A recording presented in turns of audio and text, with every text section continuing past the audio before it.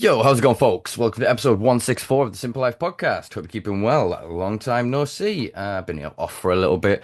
Once we started the events for Durham City Cannabis Club down at Hemp Gardens in Durham, things had just kind of cascaded and snowballed. Been very busy on the project down there, working to connect with and network with various local stakeholders. We've got some media traction at the minute in the local press. We're having conversations with national press, and we're in conversations with one of the broadcasters to come and document for sort of a on not online, what do you call it, like a TV documentary, as it were, like a small VT that they put in on the news. So we've got some good attention. We're having some conversations with the council, various other authoritative institutions. So things progress ever onwards. Obviously, we've got 420 in a couple of weeks, but I'm going to try and sneak in a couple of episodes between now and then. I think we've got two journalists lined up for the next one, so it should be quite interesting. I'm also going to try and parlay that, obviously, into some extra coverage for the various events and projects that we're working on. And yeah, I think segue from this will be sort of grassroots movements, non-profits, which gives us a nice little jump into introducing today's guest, who is basically a piece of furniture around here, and I say that lovingly, brother. I think this is like seventh time back on the podcast, something like that, totting up those numbers. I think you'd be the first man to touch double digits. It's actually been a year since we last spoke to today's guest, which blew my mind when I looked at the date of it and went, how the hell has this happened? But yeah, without further ado, I want to introduce today's guest, who is a UK-based cannabis and human rights advocate, activist, and campaigner. They are the founder of the non-profit Seed Our Future. They are Guy Coxall. How are you doing, brother? I'm good, thanks. Yeah, great to be on again. I didn't realize it had been a year. Wow. Yeah, it was April Yeah. 15th I released the previous one you were on. I think it's because we missed a little bit here and there, so the episodes have kind of got compounded. Yeah. I'd like to say time flies when you're having fun, but I'm not sure it's been that fun. I think the time flies regardless of whether you're having fun, so you may as well have fun while it's flying. Maybe I'm Yeah, just getting old. I'm feeling it. I realized when I sat down here and looked at my hairline and the grayness, I need a haircut. I Yeah. think I'm going to be going for a shorter haircut and just trying to age gracefully because I don't know if anybody remembers a few years ago, I nearly died from a hair dye incident and a terrible chemical reaction. So I'm going to have to gray gracefully. So yeah, I'll age with you, brother. I'll age with you. Like I said, yeah, it's been a year, so let's kind of touch base. We firstly, I suppose, I'll redirect people to earlier episodes with yourself to get more background introduction on Seed Our Future. This is kind of going to be a continuation of previous conversations, as it were. Obviously, I'm about to ask Guy to fill us in over the past year. So if you want to watch previous episodes, it'll give you a better chronology of events and progress. So that, with that being said, what the hell you been doing for a year, brother? Yeah, been busy, mainly supporting patients. It kind of took over a bit last year. I mean, I mainly driving cases. They built up. The more people that knew what I was doing, the more people were contacting me because it seems the police are going out with their little swabs all over the place and willy-nilly swabbing people left, right, and centre. Yeah, there's just been unreal amount of cases. I don't know if you realise last year we did try to do a crowd fund to try and get money to help Seed Our Future develop. So the intention really was to try and get patients to put in some money, almost like an insurance policy. The point of that was to get enough funds to hopefully hire a couple of full-time lawyers so that they could have done the work for me, going around the country dealing with all these cases. But unfortunately, not much happened. We only got about £5,000 in donations, where we were obviously hoping for a lot more than that. So that was a bit of a downer. And I just had to keep on trying to get through all the cases, but I did have a little bit of a burnout late last year. Found it was getting on top of me. So, and you're just traveling all the time to all over the country, going to staying in hotels, going to court cases, then it gets adjourned and it's a complete waste of time, and then you have to do the same again. It just these things just roll on and roll on. Uh, but of course, Seed Our Future was founded in 2020 with the concept of challenging unjust laws. And I want everyone to know that we haven't strayed from that. So we have been trying to challenge the Misuse of Drugs Act and the Road Traffic Act under human rights. So we've got great skeleton arguments put together. We've been challenging it through the courts. A lot of people know this. The the cultivation case has been going for about 3 years now, and it's been a bit of a roller coaster ride, but it is continuing. So there is still hope at the end of the tunnel. I'm actually going to court in September for a 2 day jury trial. And this is quite exciting for me anyway, because it's something I've wanted to do for years. But the judge and the prosecution have granted me rights of audience. So what that means is that I'm a Mackenzie friend, which is somebody who can sort of sit and support the defendant, but you're not allowed to speak to the court. You don't have any rights of audience. So because they've given me rights of audience, that means I'm going to be doing the full 2 day trial with a jury. So I'm going to be delivering the opening and closing statements, cross-examining witnesses, and so on and so on. That won't lead to a change in law, unfortunately, because it's the Crown Court. To get a declaration of incompatibility with human rights, we need to get up to the High Court. But it's that stepping stone. And I think the judge is pretty much on side. For him to do that, he's obviously supportive to a degree. So whatever happens really in September, we're hoping it will then will go straight in for appeal to the High Court. I'm hoping that I might still have rights of audience because I would have been officially the defendant's legal representative. And if that's the case, then I can take it up to the High Court, do the argument, and it's that solid a case because obviously all the evidence of harms has been massively disproven. I think we've got a good chance of either descheduling completely or rescheduling to Schedule 5 of the misuse of drugs regulations, which would essentially decriminalize. It would allow a regulated market. It would allow cannabis social clubs. It would help the hemp and CBD industry. Yeah, it would fit all the criteria that we've been wanting to progress to for over the last 5 years. So that's an update on that. Still going with human rights for driving, but I'm not sure when that will come to fruition, but it still is in progress. Um, so yeah, so that's my main aim at the minute. I've been trying to wean down the patient cases and trying to like reduce that. There's a couple of other advocacy groups around now who are supporting patients with sort of discrimination cases and that, which is good because it means I can leave that aside. Um, and I'm planning on, well, I'm actually in the middle of writing a book as well on cannabis and driving. So it's kind of it will be a self-help group, a self-help book, really, if you like. So all the stuff I do with patients day in, day out, gathering all the evidence, putting all their casework together, prepping them for court, explaining the legislation to them. I can do that all in a book, and that will obviously take some pressure off me. And it will be something that patients can, buy and represent themselves in court, put all their case work together, and I think it will really shift things. So that's kind of the plan at the moment. No, sounds good. Sounds good. Yeah, as we found over the years, like you said, that it's self-empowerment. You because of the way that the system is structured. I mean, either way, the case in September now, that's setting a precedent that effectively an advocate from within the cultural legal reform space, to coin a new way of speaking it, is allowed then and is recognized by the court. The number of times we've obviously stood there and been like, no, your expert witnesses are not experts. These people are not whatever. The fact that then they're allowing this, and I mean, even if it could end up working the other way, that if then the case goes in your favor, that the prosecution then, oh, well, not actual legal representative or whatever, then that would then trigger the case up. So I think there's Yeah, there's multiple ways, and because of, as I keep saying to people, the one upside of Brexit is certain separations of legal precedents from Europe, that we have this opportunity that if we can get this case, and like you said, once we now got that route, that's a new door that's open. So then for that can be the new save checkpoint, as it were. Each time we die and respawn, we're respawning closer to the end place that we need to be, which is being heard by a judge, and the highest judges in the land that can make these rulings. Because as we say, the legal argument I think is pretty goddamn sound, other than for moralizing, as in not actual moralizing.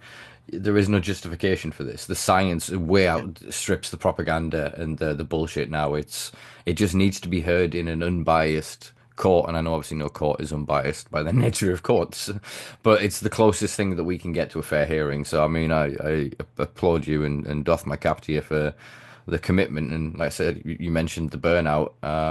Glad that it didn't burn you down, as it were, and that you seem full of life and spark today as I'm talking to you. So yeah, as always, fucking well done for the work and Yeah, where thanks, brother. the book as well. Great thing. Like I said, these tools of empowerment. It's one of the things that we've been talking about with the proposal I've been putting together about like prisoner reform. And so deliberately using the language of teaching them techniques that are harm reduction tools for prohibition, not harm reduction tools for drugs. There are more than enough of that in society. What we need is to teach somebody that got caught doing something silly with a drug to go, oh, if you'd just taken it here, or you were there, or you did this, or you approached this route, you wouldn't have ended up where you are. And just giving them the Yeah, basic tools that you and I take for granted, that if we were stopped by the police or engaged with them, that we could easily maintain and manage that interaction. Where there are certain individuals, purely because of trauma, through class struggle, through everything else, that when they're presented with that authoritative figure in the fucking uniform, they don't know how to handle it, so they end up talking themselves into a far worse position. And obviously, again, my PSA for this week would be: cops are not your friends, people. They're just not. yeah. Remember, they'll still be nice They're and really they'll not. lie and they'll do whatever. And there's means and ways to work with them. I'm not saying don't work with them per se, but always keep your fucking guard up. Make sure you're on 10 foot of concrete. But yeah, remember, they're not your Yeah. friends. Yeah, I'd say knowledge is power and education is key. So if I can put a book together that can explain the legislation, the background, have examples of what the police do when they lie and try and catch you out, and all of these things, if they read that whole book, they'll be knowledgeable. They'll be able to know how to interact with the police. They'll be able to know how to interact with the courts. So yeah, that is empowerment. 100%, 100%. And it's a lot of it's linguistics. It's the thing that I get stuck on that makes me sound like an idiot to most people. Um, but there's an interesting thing I did want to mention about Flintshire Council. And we're talking Yeah, about the council is voting to like support cannabis patients within the council and within sort of the community. It's interesting. The BBC article that reports that literally starts with medicinal cannabis consumers. And so I can see a whole structure. I was explaining this to the head of the European Medical Cannabis Association, a German lady recently, about the Germans into very, precision of language, the Germans, yet they're almost interchangeably using medical medicinal. Yeah, mm, in different statutes and acts and laws, they have very different interpretations. And they're building their system on very shaky foundations, and I can foresee that once we get past the line of okay, we've got some form of decrim, deschedule, deprioritization, some pending change that isn't just corporate legalization, that you could parlay your skills, your techniques into working with legal firms, as it were, to then go, oh, well, this company said that this, so our interpretation of that is then getting that interpretation backed mm, by court ruling. I think that's going to be a huge part of this. So many people think, oh, this thing's been signed, it's get over. No, the corporations will get together and lobby harder and harder to get changes towards them. We need to then start to get together to lobby for changes to protect us from that corporate greed. And yeah, yeah, it's going to come down to language. yeah. So it'd be interesting to see how the court takes the defense that you've got and how the because this ruling kind of regardless, even if it's not precedential, if that's even a term, it's still going to carry gravitas. And I think the way that he Yeah. phrases it Mhm. and the wording of it is going to be important, with it being a cultivation case. If he accepts and a judge accepts that's medicinal usage, and therefore that medicinal somehow has to then is created as a legal structure separate from medical, separate from Schedule 1. It just creates Mhm. another little grey area for us to move in, like they had with Prop 64 in California, where it wasn't quite anything. Medical marijuana wasn't marijuana in the parlance of it, in the structure of it. Same as it Yeah. wasn't hemp, it like created another little apparatus, another little, and I think that's what this approach could achieve, even if it isn't this case, Mm. by just keep persisting with these cultivation cases. At some point, the system will recognize backhandedly the Mhm. intention of that individual was to better their health, therefore that is medicinal, and it has to have a different level of punishment or of regulation than the others. Therefore, like you say, kick-starting conversation within Parliament about how to create that new law. Because if there is the absence of that, but it needs legal thing, it Mhm. has to then go through the parliamentary procedures. So interesting times as always. I know obviously as we keep talking about year in year out with these things, they can quite easily, as you said. Now we're done. We're fucking done. We're gonna push it back another year, another 2 years. Oh, we've got to wait till this thing. But I've got my fingers crossed that you can get in September and represent Yeah. well. And yeah, I've got this image in my head. It's almost like it's not Cousin Visit Vinny. What was that other fucking legal drama? And the guy who's like not a lawyer and he gets in. Oh, or is it My Cousin Vinny? No, it's Joe Pesci, isn't it? Oh, It's shit. some 90s legal movie I'm thinking of, but I can't pull it on my ass. So we'll move on. But yeah, I Yeah. wanted You wanted can handle the truth. That's a That's different film, but no, I that's like it. Tom Cruise and whatever. Dude, that's what I tell you what, I'm gonna write you a list of legal drama quotes and you have just them just in Yeah. your pocket in the courtroom. We'll play game bingo, however many you can get. I Deal. That sounds good. like it. I like it. I wanted to linger on that Flintshire Council thing. Sorry, I know I went Yeah. to 17 sidebars there, but what do you think of it? The idea of it, obviously, you as somebody through Seed Our Future and that have put together guidelines for councils, for housing, for venues, etc. Do you think this is a promising move? Do you think this is something a synergy of Seed Our Future could provide to not just that council, potentially your local council, my local council, etc.? We could distribute this through the community. Absolutely, yeah. I mean, I was actually involved in the first one in Salford, which was it was Councillor Andrew Walters who's leading it. He actually contacted me in November 2023, and he'd based this council motion around the Seed Our Future Equality Act document. So he was really impressed with that, and he kind of put this council motion together.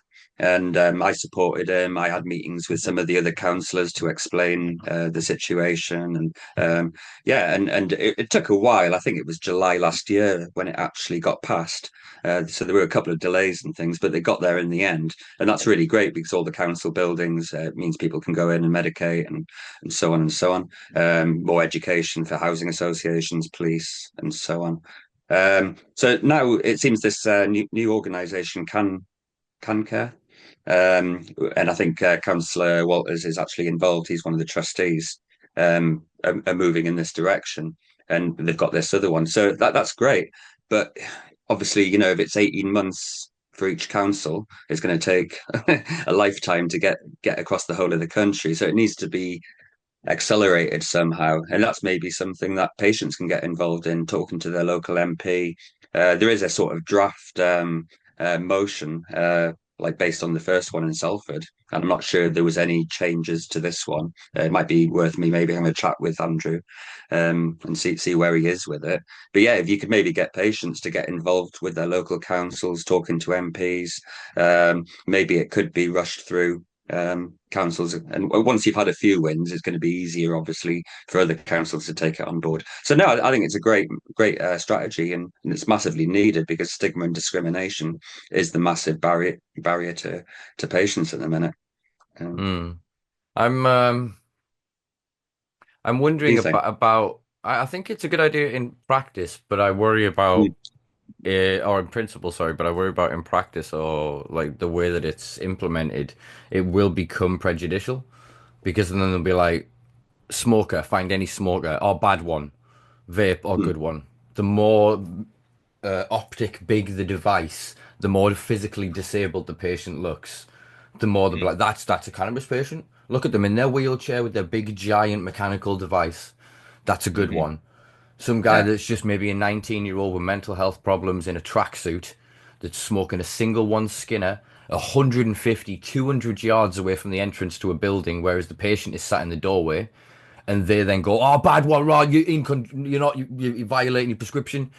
I can just see again this world where, and I say that as somebody, and it's I'm dying for Riley Kirk's fucking yeah, studies that me he's too. come out about the unique pharmacology because as Yeah. vaping doesn't help me. It does not touch Mhm. the fuck. It gives me a fucking headache. It wastes my weed and it pisses me off. Yeah, even Yeah. just the practice of again rolling the blunt and licking it, just like that, and you're patting it down. You're already. I'm halfway there, and so like, Yeah. and it's Hmm. gone. And Yeah. it's just I'm back. I'm safe. The world has stopped feeling like it's going to end, or I just the loss of self. You know what I mean? That Mm. dysregulation. Yet then having to have Yeah. some poncy little machine and it just feels Yeah. so like and I'm like, no, I'm happy to go and walk further away. I have the physical capability, but I don't then want you to harass me when I walk back in because of the way I smell. I'm hoping that it can be used for. I work in the council. I smell cannabis. That must be a cannabis patient. La la la la la. I work in housing association. I smell cannabis. That must be a cannabis patient. La la la la la. Like Yeah. none of those people have any fucking authority over you to go show your papers, please. We Hmm. fought Yeah. fucking wars over that shit, and we're probably gonna fight another Hmm. fucking war domestically over this shit. Like Yeah. that's not the reality I've been fighting my life for. Is that kind of pay to play fucking Gestapo tactic, cronyistic fucking extortionism? You know what I mean? It's like no, it's again, it's the same with the police. It's what we've tried to instill with them down in at Hemp Gardens or with any of our events. You smell cannabis. Yeah, we have cannabis patients there. You hear what I'm saying? Cannabis Yeah. smells. There's lawful people there with cannabis. Are you going to come in and really check every fucking body's papers? Optically, do you really want to play this game? Do you want me to put you on blast in national press, showing what this is? Like, you come on. It's there's means and ways to play this, and there's enough rational people within these systems, even within the fucking police. There are some rational motherfuckers. They may be a bit tunnel visioned into why they think they're doing and self-justifying in the same way that we're all the hero of our own narrative. But there are some of them that get it, the contradiction. They go, oh, they'll get sorted in a few years, or and we just need to empower them to use their discretion. Like I said, the same with the Mm. housing people. You don't want that job's worth going, drugs are bad because my niece's nephew's dog's cousin's first owner once smoked that weed. Do you know what I mean? Like, and then they're Yeah. going into somebody's house of somebody that is clearly in distress, and they're judging. Oh, look at the state of this place. And, that's drugs. That's drugs. There's Yeah. drugs in. Do you know what I mean? There were people like fucking no. That person should get arrested. If somebody reports somebody for cannabis like that, fuck the police turning up to check the papers of that person. You should be arresting that person for that kind of Mhm. degradation of basic human dignity. Yeah. Sorry. I just advised just the other day actually there was somebody in one of the Facebook groups, and he was saying he'd been harassed by the housing association, and the police were saying it's not legal and all this sort of thing, and they're trying to evict him. So I just sent him a link, said, right, contact this organization, and it's basically reporting people for hate crime. I said, report the person you're dealing with in the housing association for harassment and hate crime relating to a disability. They're actually imprisonable offences. Hmm. So we just need to get one of these jobs worths in a housing association to actually push the mark too far and actually get a prison sentence. Hmm. That will stop these things happening. 100%. It's the same with there's a lot of people I see them popping up and I see a lot of anonymous posters talking about it.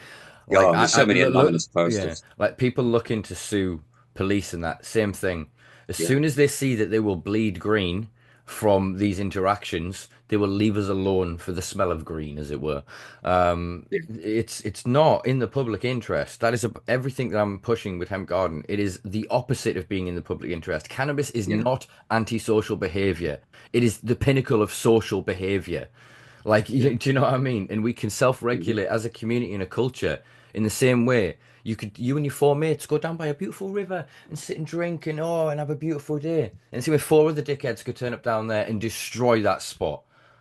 The Mhm. alcohol didn't do anything, did it? No, the fucking people did. We have to have individualistic responsibility beyond just Yeah. I was on that drug. It's an absurdity, the hypocrisy in our society right now of everyone clutching pearls going, oh my God, ketamine use is like 86% up in the youth are taking all these drugs. As approved on the Callie Siemens podcast the other week. Go Google ketamine therapy, this country, £1,000 treatments. Like it's bollocks. Yeah. It's all class warfare. It's all bullshit. They are moving to medicalize all drugs, so they need to be able to demonize the lower classes' consumption of unregulated drugs. It's look at you've already got it with fucking Numbrino, the cocaine nasal spray by Johnson and Johnson. You know what I mean? All these Yeah. companies are moving into these things with this technology, with the view that eventually, yeah, you'll go on your night out and you'll have your Numbrino. But Yeah. it won't be a rec product. It'll be a medical product per se, but you'll be allowed to use it for social anxiety. And so at 10 o'clock on a Friday evening when you're drinking, it says, "Oh, please don't," like. not advised to drink with or whatever, and you're 5 pints deep and you're, whoa, and everybody's like, yeah, sniffing on this little device. Like, that's the world that they want. They want us to be able to Yeah. still do drugs. They just want to make sure they're the ones that control it. And then when you step out of line, they can still use that as the cudgel, as the fucking cosh to beat you and go, oh, it's not the drugs, it's the behavior. But because you've had that drug in this area, that's contradictory to this license. So actually, they're not. Do you know what I Hmm. mean? It's all bollocks. Like Yeah. we talk about that recommendation boils my piss. I've had it out with numerous Mhm. prescribers. What the fuck do you mean you recommend vaping? What does recommendation mean? That means you have given me not a request, but you've said, oh, if I were you, I'd do this thing. And I've kind of gone, cool, heard you, fuck off. Hmm. Like, Yeah. that's as far as that should go. The idea that then prescribers, as I've experienced myself, can withdraw service for flagrant misuse of their product is an absurdity. It's just pushing somebody back into the black market, isn't Hundred it? I that mean, dangerous and I'm, regulated I'm market, yeah. I'm actually pleased you brought that up, Simba, because I've actually been working on a paper at the minute on smoking versus vaping cannabis. And I've done a deep dive into the legislation and proved that it is not illegal to smoke your medication, that you're perfectly within your right to smoke your medication. And it's, as Dr. Riley clearly stated, actually it's more beneficial. You get more cannabinoids, things like I would clarify CBL. that to some individuals. That was very definitive language. It can be more beneficial. Well, yeah, it depends on the person, but it releases more cannabinoids. So, like Hmm. CBC, when it combusts, changes to CBL, and that Hmm. produces serotonin. So that's really good for depression. You're not going to get that by vaping. Hmm. Most of the monoterpenes actually evaporate at lower settings before you get to 150, 170. So you're missing a lot of the terpene profile. The more you deep dive into the research, the Hmm. more you actually see the beneficial effects of combustion versus vaping. And not just that, but also, yeah, I don't know if you saw the other week, the Angus vape, they found it was using fiberglass, and that was potentially going into people's lungs, which is seriously dangerous. And then I did a bit of a deep dive into things like the Mighty, which is one of the most regulated medical One of contraptions, the so they only say. medical vape But devices. but you look at the little the dosing capsule. What's that made of? Some form of metal, What kind of metal? aluminum. It's aluminium, yeah. Now, what happens when you heat aluminium to 200 degrees Celsius plus? It produces neurotoxins that can cause Parkinson's, cause cancers, all sorts of things. So if you're doing that several times a day, every day, is that going to have a negative? The industry says, oh, you're not allowed to smoke it. You're not supposed to smoke it. You're supposed to vape it because smoking is dangerous and it But produces all these harmful effects. But again, Not true. they're conflating. It's the same thing that happens, this every single time one of us is in the press. They take a bit of this Yeah. sentence, a bit of that sentence, screw Hmm. off this and that, put a comma there that you can't hear when verbalized. And so it sounds like it's the same fucking thing. And so, yeah, Yeah. it's one of the things, like, I've known for a long time. I remember, I'm sorry, I'm trying to morally decide whether to throw an organization under the bus.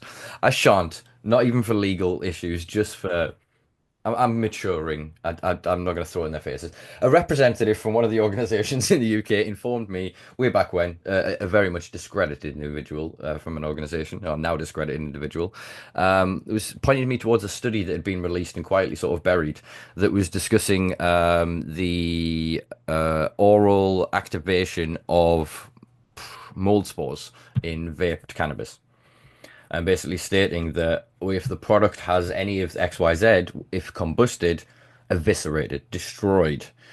If vaped, especially from lower temperatures to build up, mass exposure because cannabinoids are bronchial Mhm. dilators. They open up the lining and the expansion of the things in the porous parts of the lungs that breathe the shit in. So it allows for an uptake of more things. So yeah, like you said, if it's then that lower Yeah. setting, you're getting the exposure to that metals as well, from thermal degradation of metallic products that over heat and burn, heat and burn, heat and burn. That's the whole thing with PFAS, the forever chemicals, and the fuck do you call it? It's non-stick. Tefal. Yeah, That's I the know what you mean. brand, but Yeah. what's the thing called? That chemical, that's the main one we're exposed to. And basically, like, look, you can have that pan, but Mm. as soon as one crack appears on that pan, the manufacturer says you've got to throw that fucking pan away. Yeah, Listeners, go into your kitchen and look at the state of your pan. Now go throw the yeah, fucker away and buy a new pan. yeah, Like it's yeah, we're exposed to all of these things, but it becomes such practice in other industries, and it just shows that cannabis then isn't, or air quotes, medical cannabis, or as I call it, the medical cannabis industry complex, isn't for or about the patients. Otherwise, these would be the things leading. They wouldn't have already had the technology. It's like, it's now, and now we have this tech and we have this logistics firm. They already had the infrastructure in place for them to profit from this. It's not they've suddenly yeah, gone, oh, the law has changed. How do we do best by the people that fought for this, that deserve this, that need this? No, it instantly became about how do we exploit this population and profiteer from them. yeah. And made, if I had my big tinfoil hat, the giant one, and stick that on right now and be like, if I was part of the long-term intergenerational project to medicalize cannabis and cannabinoids in the same way that happened with opioids over about 80 years. And you wanted the test population to be consuming these products, which is what I think flower combustion is, whether it's allowed in so-called recreational, so-called medical medicinal spaces. I think all of that is just long-term data acquisition for building of patented products in the long term. In the same way they allowed opium smoking and opium dens for a small time in a crossover, while the big boys back in the day were working on things like, heroin and nitazines and other various derivatives that they'd created and patented products. That then yeah, the device you make happens to make them further ill for then conditions that you have patented drugs that are also cannabinoid based, so that you've primed Mhm. them to think that cannabis is useful to them through this little method. You've also then given them a sense of supremacy of going, well, I don't smoke. Look at these. Look at that dirty bastard over there growing and smoking his own cannabis. When I've got this safe stuff from Mama government and the people in the white coats, and it's all safe, and I'm smoking this safe device. It's a medical device, so it's got to be safe, and you get Yeah, fucking cancer or Parkinson. Like that is yeah, that's kind of what I see as everything else of our fucking reality. So it makes sense in that sense, like entirely. I'm not saying that yeah, somebody's constructed that in that way. It just happens. That's what capitalism and profit exploitation yeah. and class politics has done to us. But fuck me running. So yeah, us lot going, well, what did you grow that with? Sunlight, banana peel, XYZs, and then I cut it and I smoke it. And that's somehow more dangerous than Curaleaf or a company like this CRISPR engineering a genetic to remove certain things that fuck knows what that's going to do in the long term to our Yeah. endocannabinoid system. Growing these plants using, pesticides, fertilizers, fucking all sorts of terrible things, and then adding plant growth regulators and retardants to the plants and the products, then spraying them with pesticides and all this shit, and then processing, then irradiating it, then storing it long term, vac pressing it. How is that better than the plant I've just grown in my bedroom and just hung upside down and in a week picked a bud off and put in a cannabis skin and just rolled up? Yeah. I don't get how they can sell that lie. I don't get how people can believe it. Simba, I don't get that. I used to be the compliance director for the Cannabis Trades Association back in the day, and I pretty much wrote the regulations for the CBD industry. Every CBD product that was a member at the time had to produce certificates of analysis for cannabinoid profile, terpenoid profile, mycotoxins, heavy metals, pesticides. Why are we not getting that 6 years down the line with the medical industry? Why are we not seeing these COAs? Why are we not, that is very concerning from my perspective. And going back to the smoking thing, yeah, I totally agree with you. I don't get. I've got two vaporizers. I've got a Mighty, which I might throw in the bin after my research, and I've got a little Pax Plus. And I quite like the packs. It's quite handy sometimes, but if you're out and about. But I prefer a spliff. I just bought myself a little glass bong, which I'm loving. I haven't had one of those for some time, and yeah, I get so much more benefit from it. Mhm. Massively.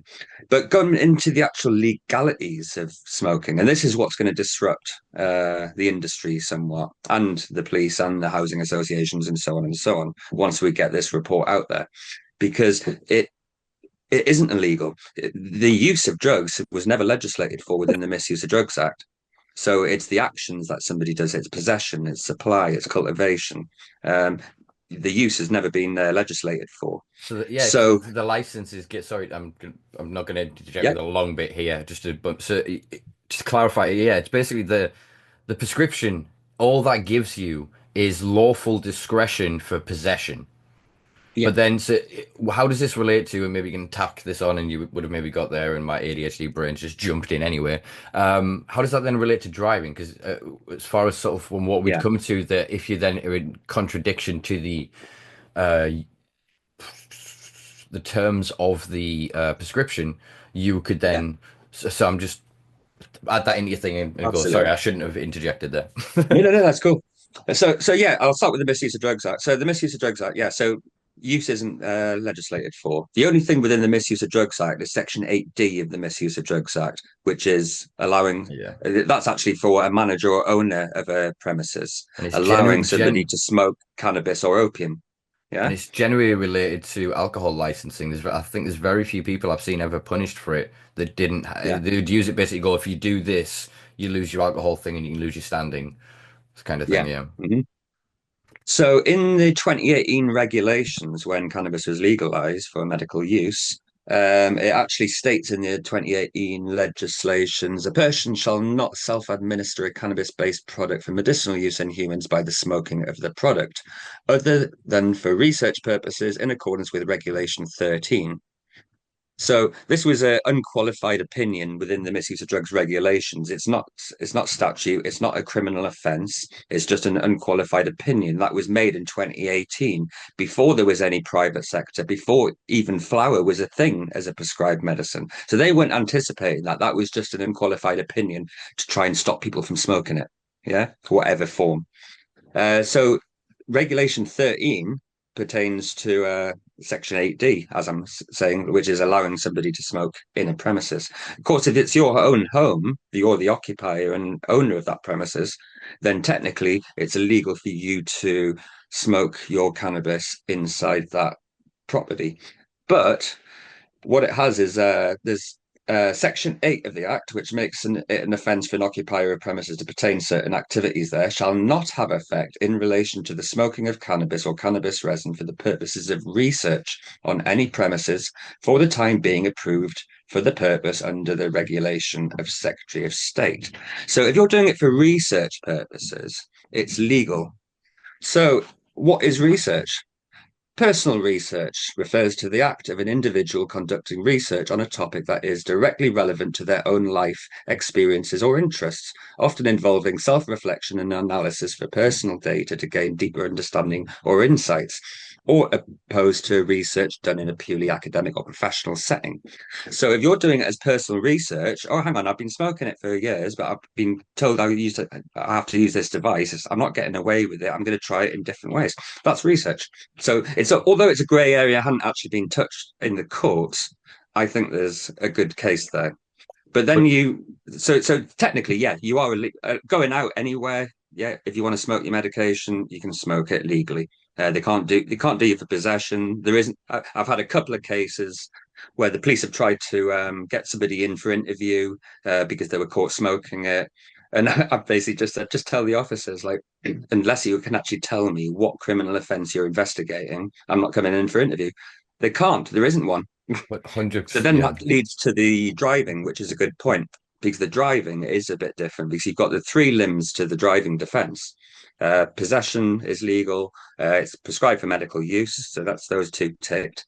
The middle one is following your practitioner's guidance. Now, because it says on the label to use with a vaporizer via inhalation, and the practitioner tells you that, that is a bit of an unknown, but it doesn't actually have anything to do with road safety. And the whole legitimate aim of the Road Traffic Act is to do with road safety. So I've actually got a case at the minute with a patient who was actually caught smoking a spliff while he was driving by the police. It went to court not long ago. And he did actually get found guilty in the magistrates, but we've taken it straight up to appeal. So in the Court of Appeal, I think we've got a fairly strong case, and I'm hoping that if we win, it will actually set a precedent so that patients will be able to smoke in the vehicle. I should So yeah, fucking it's all interpretation, like you said earlier. It's looking at the yeah. language and interpreting, and looking at the original sort of reports that led to the Road Traffic Act, Section 5A. I mean, Yeah, from no, interesting. really interesting. Again, this is something that I sort of pitched when the first sort of came on board was exactly that. Is that when I did the research, there isn't in order for something to be prosecuted, like you said, it needs a clean cut that one. There isn't a that one. There is, like you said, in the 28 regulations, like on the bottom line of the MHRA thing, it literally states something like the smoking of cannabis is prohibited. It's like, Mm. by who, bitch? It actually says remains prohibited, Yo, which would remains, yeah. which would imply there was previous legislation, and there isn't. We know they're stating that because they've tacked it on because the UN scheduling was kind of fucked up. For all we know, like IHO was acted like the 1950s document talking about state actors and who would then run the eventual system because they knew then they could medicalize all drugs like they did opioids. They'd seen the power of that, and whoever runs the global opioid system could effectively do whatever they wanted globally. You control the drugs, you control the fucking world. Um, and so that, even though they knew that then, when they've written the 64, the 71, and ultimately what became like the 88 legislation, like for the international trade and barring, etc., I think they've tied themselves up in so many knots that they can't have the same exact, like, do you know what I mean? Like this being, oh, we've called that's now medical, that one's not medical.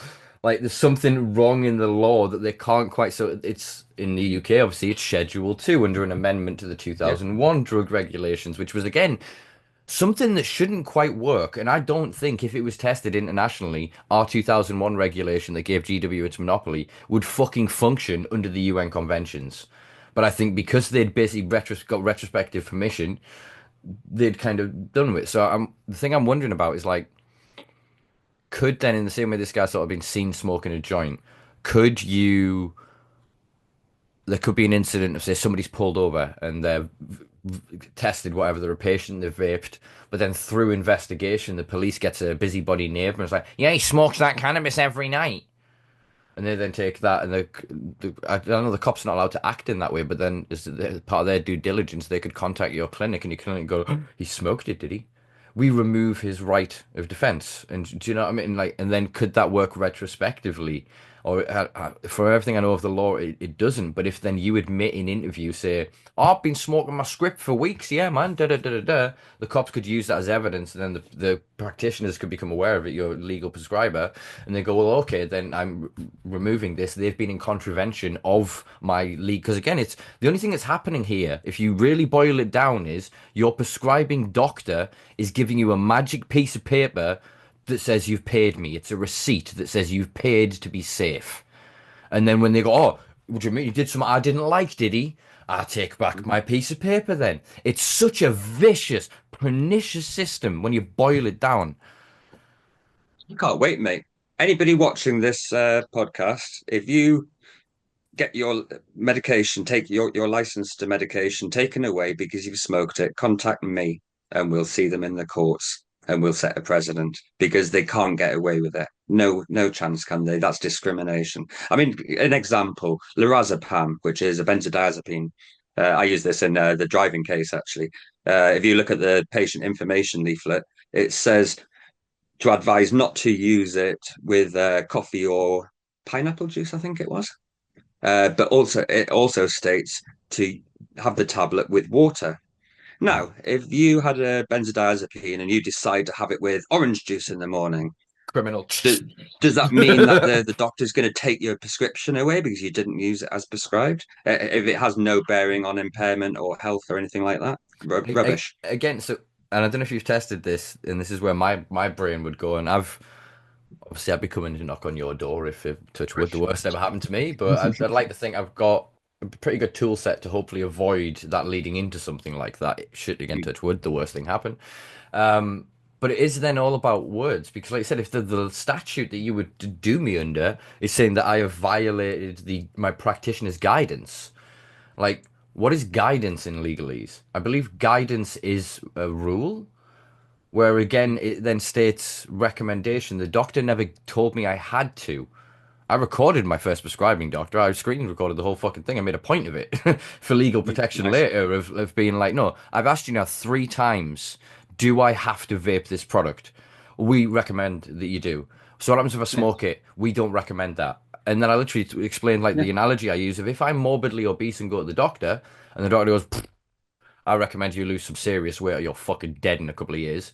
And I go to McDonald's on the way home. Hmm. There's no, do you know what I mean? We have autonomy, or we're supposed to, or we at some point we've had the peak of autonomy, and we're coming away from autonomy at this point. But the rights that we're fighting for here with cannabis, it goes out into everything else, and I hope more people can recognize the human rights element of this. It doesn't Yeah. matter if it's cannabis today; it'll be everything fucking else tomorrow. That we can't standardize, homogenize, and then mass regulate for that middle thing anymore. It just doesn't work. The world is too diverse, it's too unique. We are not a monoculture. So we have to look at the people that are being harmed. That's the whole predication of this system existing, is it not? Is to address the needs of patients. Yet, how many patients' needs are being addressed by being dragged into court, by having their homes potentially taken away from them? The number of people I know that have like their wives have taken away kids and shit. They're like, oh, he smokes that way, you know, around the kids and blah. And they're like, fucking prescription. And yet the Yeah. courts will still side with them when it comes to fucking custody, etc. There is such Mm. prejudice and bigotry that continues to exist and is now actually, I would say, accelerating under the prescription system than existed under prohibition. Because Yeah. before they didn't catch you out like that. They just went, "Oh, you had the weed, done, punish him." Now Mm. it's like, "Oh, they got the weed. Oh, I want to punish him, but he's got the protection. Kick him out of his house. Bring his employer. Did you not? Oh, did he drive a vehicle at work? Did they like that attitude? That is Yeah. bigotry, hatred. That is canophobia, to coin another term. And that needs fucking addressing. And I'm doing my little bit with my little garden with my high vis on and my fat joint every Sunday down there and talking to the fucking old biddies. And they're like, oh, they Mm. smell the weed and they see, they go, oh, these are lovely plants. What are you doing? And then I showed them and they might see a cannabis plant down there. I don't know what they might see down there. And go, oh, is that it? We're locking the people up in that prison for this little beautiful little tiny little thing. And then Mm. it erodes that ignorance bit over bit. We need that third space, real world, meat space, activism. Yeah. The online is saturated, but we're not reaching each other anymore. We're not Yeah. penetrating through to each other. The device, if it's coming through the screen, I say this as somebody, I know I'm ironically recording a podcast right now and be giving you this information, but you need to take this to the streets. Like I said, as we were talking Yeah. about through the council, as it were before, challenge the people in your area. You need to, if you've got that piece of paper, it gives you more protection than you can imagine now. So shoulders back, head up. But also, the reason you're doing that is to carry the burden on your back because you're now an ambassador for every fucker else that can't get through that doorway. So every privilege that is now afforded to you is built on the continued predication of the criminalization of all of the people that don't have that piece of paper. So I'm not dissing Yeah. anyone or any group or anything. That's not what I'm trying to say here. I'm just trying to say, like, you've managed to get through the cracks, help from the other side to break this fucker open, because then we are the ones, as we did this time, will help you get through the next crack and the next crack. Like, we get through together or we don't get there. And you need the resources that we have. And if we don't challenge this paradigm, I don't see a future for any of us. It will all be, oh, well, here's the 56 patented products that we've just built over the 20 years while we were lying to you and saying we were doing pilot programs and, oh, extending this model for another 4 years and 2 years and allowing that. All of this is just experimentation for them to figure out what ownership looks like when the five big global company cannabinoid producers producing it from yeast extract and all these other things Mhm. own the game. And every cannabis plant that exists is the devil. They see the plant, they burn it to the ground, unless it's one of our genetically engineered hemp plants. That's the way it's gonna Yeah. fucking go. Mhm. It's all like the It Americans. is. What was the thing that I saw some research paper the other day, talking about using veroids to basically create a designer, veroids and CRISPR, the gene editing software, to create legal plants. Like the language that they use, legal plant. I mean, that is such a pain in the. That language is wrong in every fucking parlance. But plants, in basically what they're saying is that their plants are immune. Think of what they do with Roundup. Do you know what I mean? And GMO Yeah. seeds and whatnot. Basically the same goddamn thing. So that the plants that you get will just fucking die. Anything that we have will be killed by this mass epidemic, pandemic of this veroid. Yet all their stuff that's produced for their products, they've engineered to be immune to that. And that's how Mm. they'll take it. Like we will not be allowed to liberate ourselves through such an organic means. hands Yeah. in dirt. That is rebellion. That is revolution. That's why they keep it as hoity-toity with allotments and gardening groups and keep it middle class and sanitized. Because if the masses realize the power they have to physically move mountains, we change the fucking world. But they want us, oh, little screens, little screens. Yeah. There's We about vaping our 90,000 little. patients now, and there's so much division. You see these patient groups, and they're all, oh, this person's doing it recreational, and this person, and there's all this division and this disinformation. Nobody seems to understand the legislation. Everyone's like, oh, you can't smoke your medication, it's illegal, and it's bad for you. And it's just all this, the patients really need to like start waking up to, like you say, that they are the pioneers. They're the ones who have the luck to be able to afford a prescription and access a prescription. There's still pretty much 1.8 million people who can't or don't want to and want to grow their own, and they should have that right, that autonomy of health, like you say. Yeah, it's a human right. But that, yeah, I do hate this division within the medical, and that's why I've got to keep fighting for the actual change these unjust laws, fight these, you can't smoke it, these different little issues that come up all the time. It's like using the swabs, the police. What once you show your prescription or show that you're prescribed, they shouldn't swab you because that leads to arrest and that leads to a blood test, which is an invasive procedure, and then you've got to wait 6 months before you get a summons through the court. It's cruel. It's cool, but it's also structurally by the nature of the law. If you remove the bigotry, the prejudice, and everything that happened with the war on drugs, Mm, it's the officer is committing bad policing. He's mm, gone 1, 2, 3, 75. It's like yeah. no, there's if you've then done it's like when you fill in a form and it says oh yes or no, okay, go to section da da. They're supposed to jump to the next section, which is then going okay, they have a lawful prescription. Oh no, if I have doubt that that's a lawful prescription. It's not on the fucking person with the prescription to defend themselves to you. That's not your role. Your role is to do due diligence and to the best of your ability, provide the information to the CPS so for them to determine whether there is a prosecutable case. The Mm, point of then arresting somebody now, like I'm saying, it's one of the things that scares me about the states. If you look at the legislation sort of trajectory, they're now coming back the other way massively. Prohibition is about to have mm, a big year, the biggest year. Like New Jersey and fucking that New York, I think, sorry, not New Jersey, looking to basically make the smell of cannabis probable cause again. Whereas we're trying to get out the other side of like cannabis should not be probable cause. If the offer, like I said, unless you were driving like a dick, if they've then just randomly pulled you over out of prejudice and they have no justification on the assumption that's a young person, I think they might have weed in the car, and then if not, I'll just say it smells of weed. Like we mm, need to get rid of that tool. Or even if they then were to smell weed, they should then assume they're one of the 90,000 patients. That's where I want mm, to want to get to is yeah. that because again under the Equality Act you don't have to justify your medication to somebody. Again, in an officer in that situation it's a slight different thing.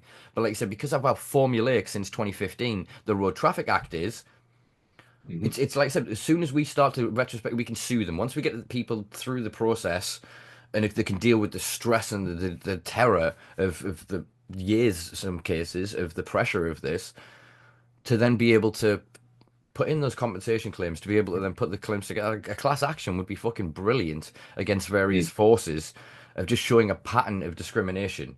And there are international groups. I think I pitch this most times we speak. Again, Do because you do you know that 95% of those who try to take legal action against the judicial system fail?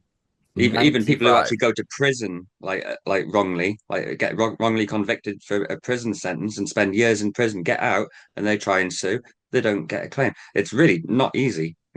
You get all these patients going, "Oh, I can see the money here, and you can just sue them." It's like, yeah, good luck. It's But this is. really a long, drawn out process. Mm, I mean, I just had a conclusion of a case last week. One of the first driving cases uh, I interacted with. Unfortunately, got a solicitor who was a complete idiot and didn't he struggled to even believe it or read the legislation. 3 years he's been going through the courts, nine hearings, and he's got a legal prescription. 3 years, man. I mean, that's a hell of a lot of stress. And the people with mental health issues, they have serious issues. And going through the stress, there's going to be repercussions. 100%. Well, yeah, it's one of those things we always hope that in the future we can retrospectively get justice. But I think there isn't retrospective justice. There's restorative justice, which comes from justice delayed. And justice delayed is justice denied, as they say. So people need to challenge even if you're going to fall. Like, it sounds horrible to people, and I'd do the same. I would still go and try and fight. Which one's which? I can't remember the Bible. Goliath. Um, Mm. um, Yeah. like even knowing that he would crush me, even if I didn't have the sling or whatever, because the action inspires the other. And I think that's the core of what your work is. It's not even necessarily about the successes, the potential. That's the goal. That's the thing, the carrot, as it were, that keeps the donkey going and the project moving forward. But it's the inspiring of others to stand up and say no. That shop worker that says I want to kick you out because you smell of weed. That restaurateur that says you can't grind up your bud on this place. You can't, like we have to challenge those paradigms. Yes, sometimes patients are going to get it wrong. Activists are going to get it wrong. People are going to get it wrong. We've been getting it wrong for fucking decades. That's why loads of us ended up in fucking prison. But best practice, we can share that with each other. And if we don't start communicating without the bigotry and the supremacy between the new school patient groups and patient advocates and the legacy activists, in a couple of years, they're going to be back with us and all of us are going to be fighting the same fucking battle. Yeah. And what their enemy that we're going to have built up is going to be enormous because they're going to have assets stripped. As we say, 90,000 of Yeah. us taking penny by penny. Oh, it's only £10 a month subscription. And it's just like drip and drip and drip and drip. That's how Netflix dominated Yeah. the fucking world. Everyone going, it's only a fiver. Like, do you know what I mean? Mm. It's that money fucking moves. Granted, my hope is their greed is going to drown them. I mean, this leads us into our next part of the conversation, which I'm going to preface right now by saying anything that I say beyond this point is not a moral or value judgment of any of the brands, organizations, or individuals behind them. It is merely a discussion on the optics, I guess, and the impact that it is having, potentially having, and sort of having a hypothetical conversation about what we both think about it. Now I've got that out of the way. Cultural clinics. Entities coming from the culture becoming clinics. I think Big Nasty was the first through that door. Jack from The Plug was second through. We've now seen the announcement of Laszlo's project and Smoke Loud with Professor Herb, I think one of the distributors up in I want to say Manchester. I've been to them wherever they are, but I couldn't tell you where they are. They're on the west coast somewhere. And then, obviously, a few days ago, Michael Fisher's Teesside Cannabis Club or the Exhale Lounge, and I think they're under the brand of if I whatever the acronym is for if you know you know the letters. I can't put them together in my head, but if you know you know medical has just been announced. Also, Dank of England Medical. Thoughts? Yeah, I don't know. It's just, yeah, everyone's just wanting to get on the bandwagon, aren't they? Rather than actually challenge the actual issues. Um, you know, I guarantee you that Cedar Future's not going to turn into a medical clinic. No chance. I'd rather keep fighting the way I'm fighting, really. I made an April Fool's joke to two or three of our contemporaries in the space via WhatsApp, and all of them immediately was like, "Fuck off," because I was like, "TSL Medical, Simpa Life Medical," and literally just like, "Fuck off, you'd never entertain that." I was like, "I can't even get you with an April Fool on this shit." No, that is good to hear. Yeah, that is good to hear. So yeah, I my issue, or one of my issues, like I said, is the optics. Is where then is the line? How can there be again, this isn't, I'm not anything against Michael Fisher or what he's doing or anything. I'm just sort of discussing that how is it then seemingly fair that he has a registered thing as a cannabis club? There's then the Exhale Harm Reduction Center. I'm trying to say how much sort of that does what it does. And then to have this then other entity that isn't, and then going to be providing lawfully through prescriptions to individuals, the closeness of those entities muddies the waters so much of going, well, what is it that makes it medicine then? Because the only, and I told people this fucking years ago, the only thing that makes it medicine is a piece of fucking paper. It's the illusion. It's the guy with the toupee that walks into the party.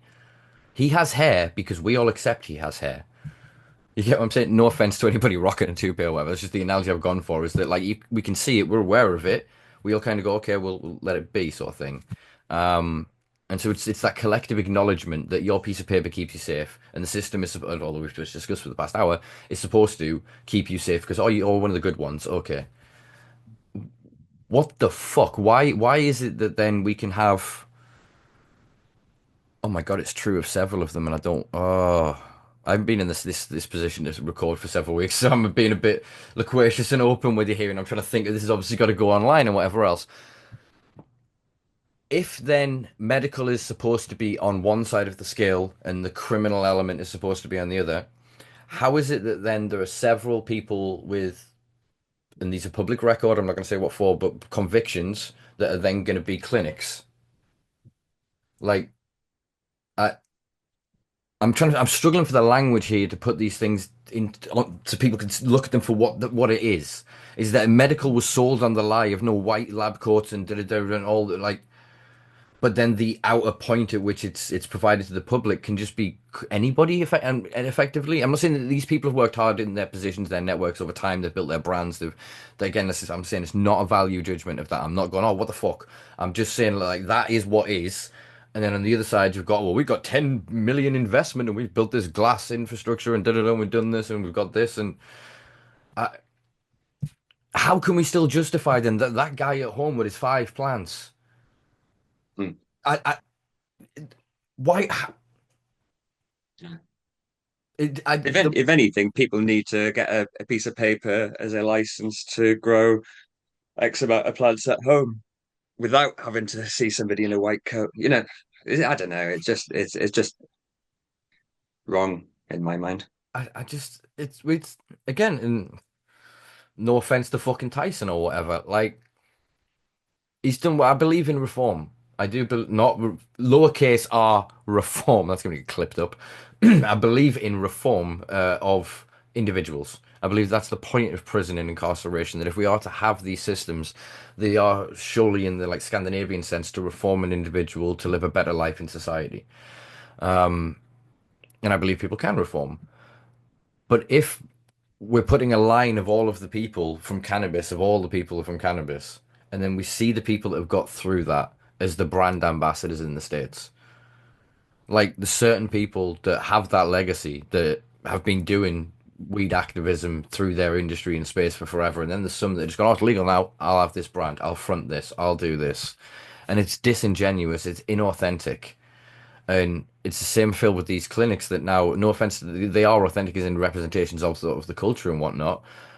But I think calling them medical, it just it's wrong. Medicinal, maybe that if we then codified, like I said, that this is then self-guided, and what we're doing is we're solving is where the backdoor problem, like they have in Holland. It was quasi lawful to sell it out the front end, up to 500 grams possession on site, but the weed could never appear. It just magically appeared every day. Just oops, more weed appears. So we'll sell it. Oh, you found more weed? Shit, keep selling it. Oh, more weed. Fuck, keep selling it.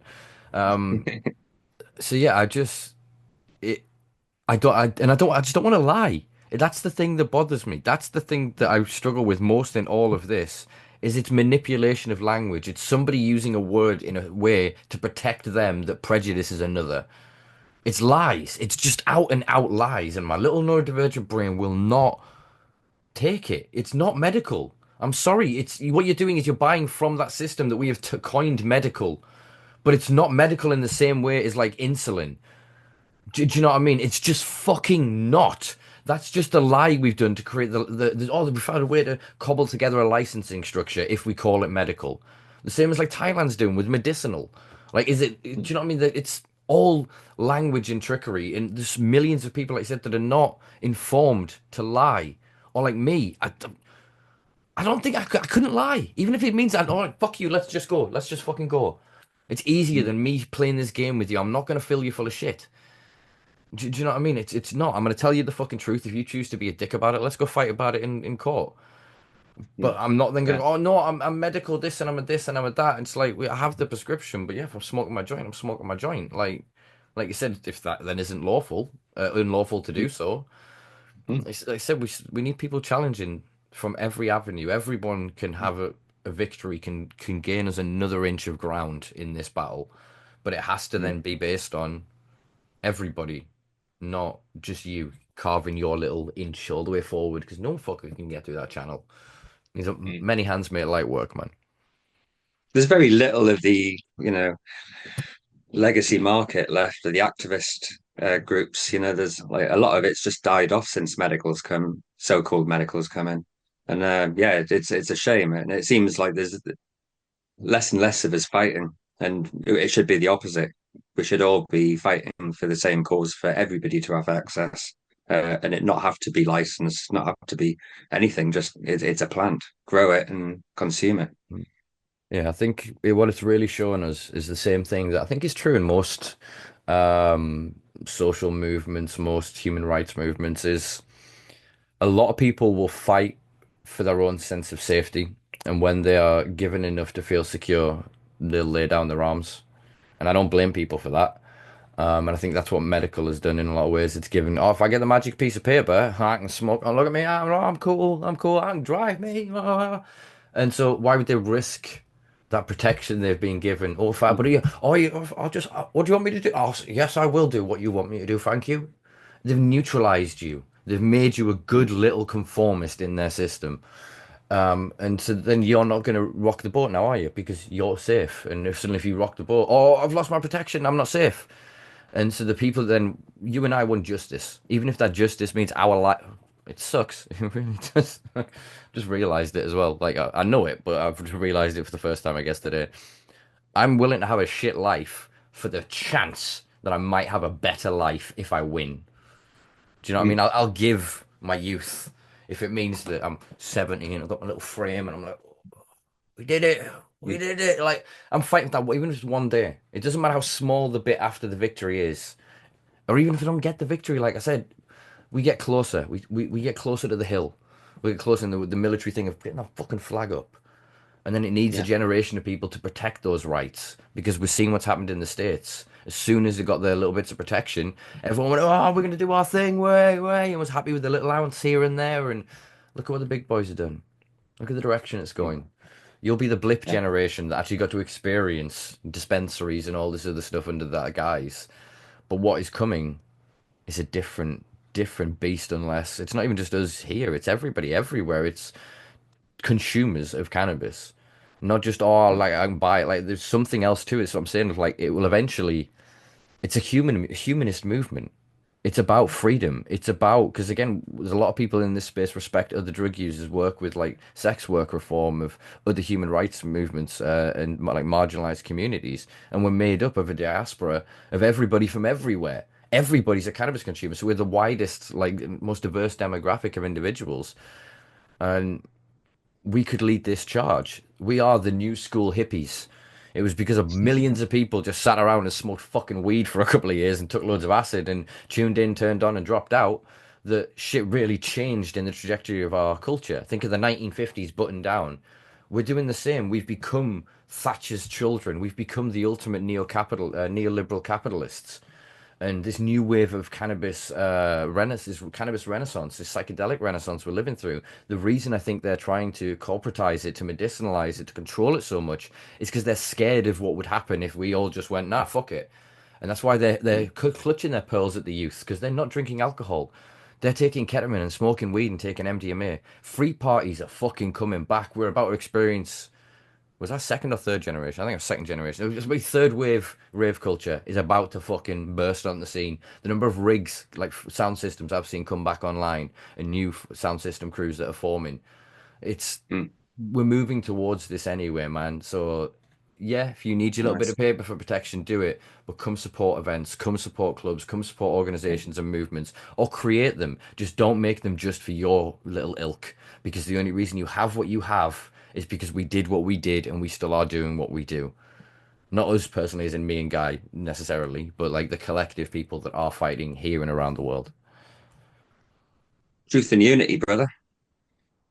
Yeah, but I've seen that somewhere. Yeah, um, the problem is we don't have the unity.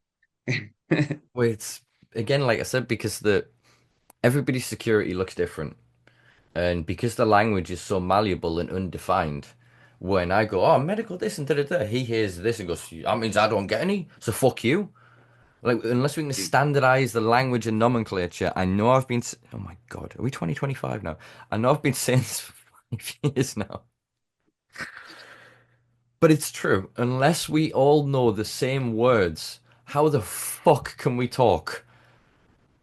That literally hurt my heart for a second. How about it was the start of COVID that I was like, no, the only fight here is linguistical, and that's Yeah, how they're winning. Look at what the verbal language they use, the vernacular they use when speaking at seminars and whatever else, and in articles versus what is in the law versus what is in their business insider stuff, etc. They know the game. They're profiting from the game. We have to accept there is a game, learn the fucking rules, and play. We outnumber them exponentially. We outpower them. We have the ability to boycott and to divest from their industry. We find a clinic we don't like, fuck them. Move to somebody else. Support that which you then care about.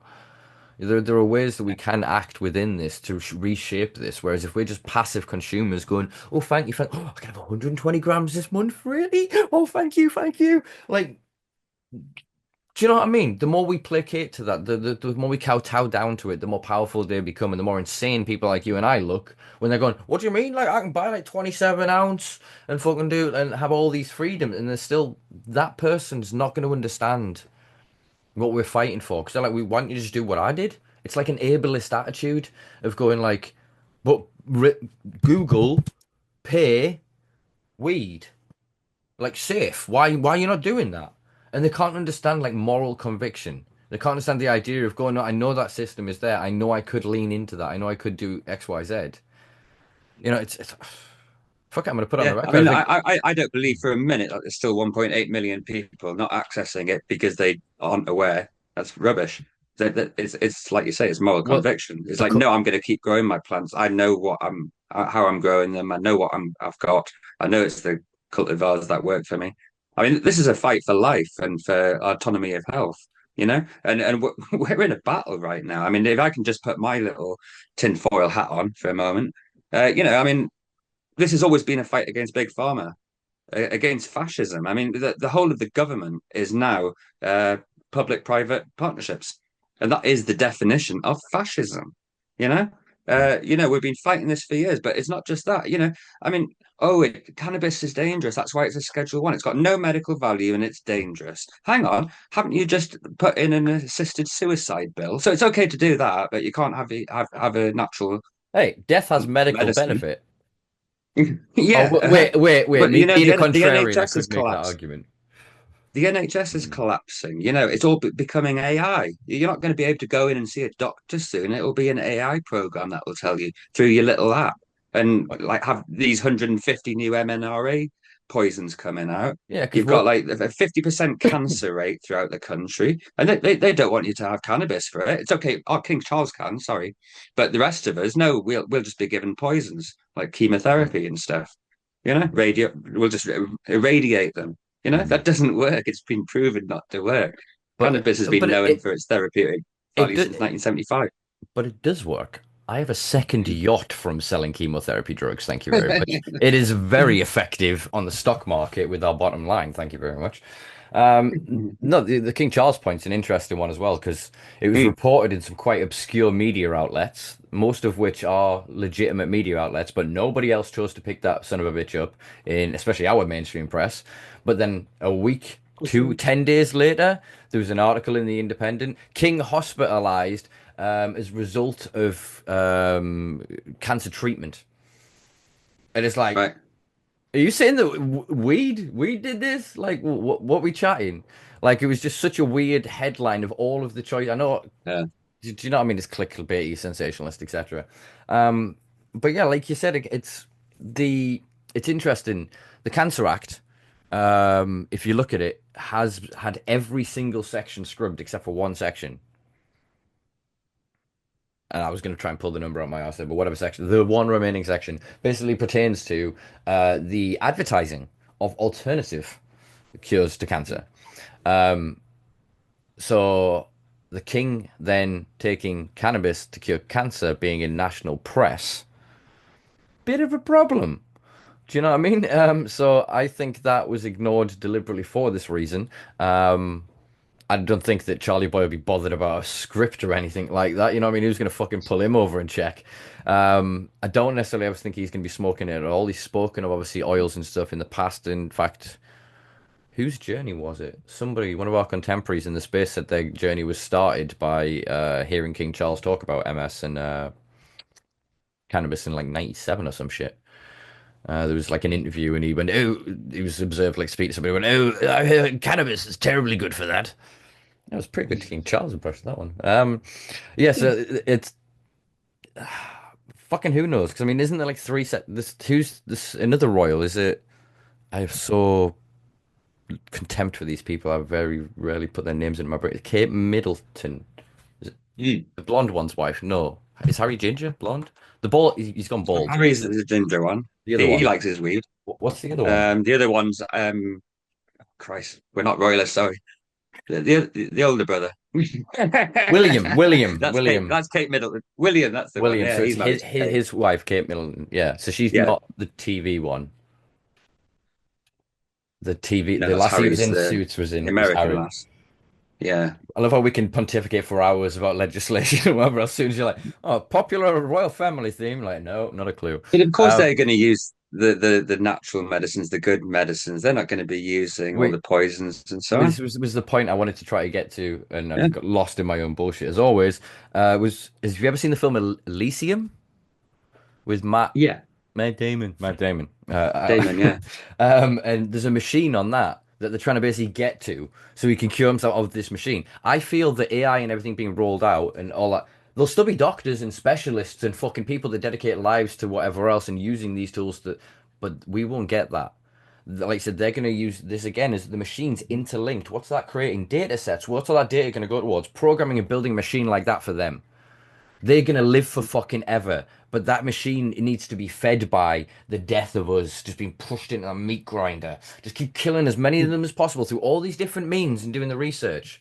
I think the same again is what's happening with fucking nicotine vapes. Like Yeah. it's They're it's just nasty. research. They're learning just different things, and they're going, "What if we put this in there and try with this?" I'm not saying it's like a global conspiracy or whatever else. I just feel like there are financial motivations for the capitalists to cut corners to make the devices as cheap as possible, to make them as abundant as possible, to get as strong as a market as possible. And then there is a financial incentive for consultants and, like lobbyists and academics and scholastic individuals to come together and research over 10, 15 years the effects of it. And everything's predicated on just making, and it just and by the time, oh, it was 10 years ago. Yeah, we've moved on. We forgot about that. We do this now. Oh, can I have a grant for £10 million to study this? I'm like, oh, here you go. Thank you. And so nothing really ever feels like it ever gets done. And all those grants and all the research is only ever done towards corporate interest.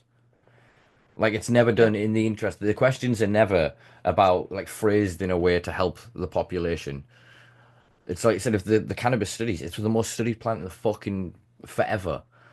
But no one has actually sat down and gone like, well, what are the benefits of cannabis consumption in the population? Nobody's going to spend money to study that. They'll study, as they have in America, the closest question they're allowed to, which is how does corporate legalization positively impact the community?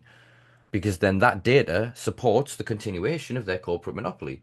But if you suddenly created an unbiased data set studying the multitude of people across this country that smoke cannabis and from all walks of life, the list of benefits that individuals experience from this would be fucking enormous. And they're intangible, unprescribable.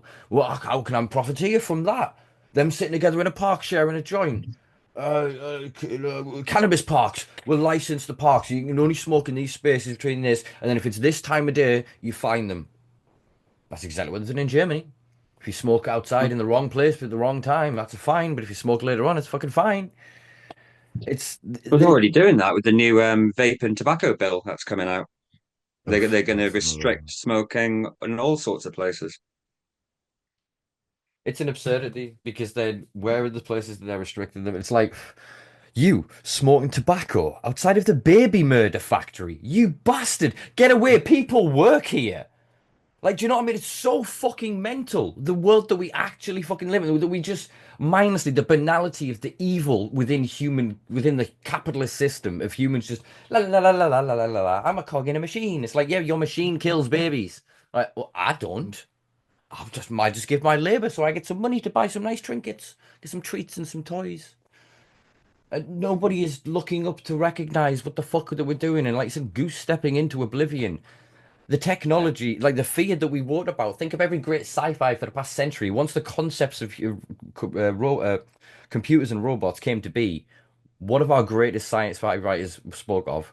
These things are gonna fucking destroy us. And so what did the capitalists do? They went, nah, if we just build one big enough and I own it, I can control all the bad ones. It's the good guy with the gun argument, and so it's just an arms race till everyone's armed as fuck, and it doesn't matter how many people get shot along the way, as long as they have the biggest gun at the end. yeah, Like it's just such an absurdity of society. Like I said, so the healthcare system at the minute, yeah, they want the NHS to explode and to fall apart because how profitable it would be. £600 insulin, whoa, whoa, 25 quid a tablet, whoa, whoa. Like that's good mm, for the economy. GDP went up, didn't it? That's good politics. Like we're so fucked. The units by which we sorry, I'm on one at the minute. I apologize. I haven't spoken again publicly in a while. But yeah, the units by which we measure what is good in society are so fucking broken. Like if you ask the average person, are you happier this year than you were last year? Do you feel safer than you were last year? Do you feel more connected to people than you did last year? Do you feel more optimistic for the future than you did last year? Do you feel anything more than you did last year? Because everyone I speak to are just numb, cold, just lost in this endless war against us, against our minds, against our lives, against our thoughts, even now. Like it's getting yeah, fucked up in this country, and it only stops when people stand up. And frankly, we're living under neoliberal fascism at the minute. It is good little fucking petty bourgeois liberals that are supporting and going, well, I'm not going to pull the gun, but if you have to kill those kids, we're going to build a nice wall and paint a mural to them. Like, do you know what I mean? We're so detached from this shit. Like, weed is supposed to re-fucking connect us. This is why, again, like, I buried everything in the hemp garden and the Durham events because that's where I see it. See a few hundred people get together and the resonant lift. Do you know what I mean? And your feet, it's in the fucking air. It's tangible. It's the vibes, as the kids say these days. That's what we fucking need. Another summer of love because fuck knows we're drowning in hate. yeah. I totally agree. Yeah, it's messed up. I watch all the things going on right now. I mean, we're on the verge of World War III, whether that's over in Eastern Europe or in the Middle East. It's touch and go. I've been following that for a long time, and I've been really worried about it. What I'm really pleased about is yesterday my son emigrated to Australia. He should be landing around now, so at least he's a little bit further away from all the shit. But yeah, it's but the rest of us, who knows what's going to happen. We've got plenty of money for bombs and guns and wars, but we haven't got any money for the people. Prices go up, the standard of living goes down, It's and you it's can't even use a bloody plant to yeah. help yourself when there's no NHS virtually. Yeah, It's ridiculous. the financial thing is mental when you think about it because if you look on a chart, money, this one, vertical axis, horizontal axis, time, straight fucking line upwards. There's never been more money. There's more money than we've ever fucking had. We're just making it up on screens now. It's not like there's a resource and then you put, oh, I've spent the money and so it puts it in the bin.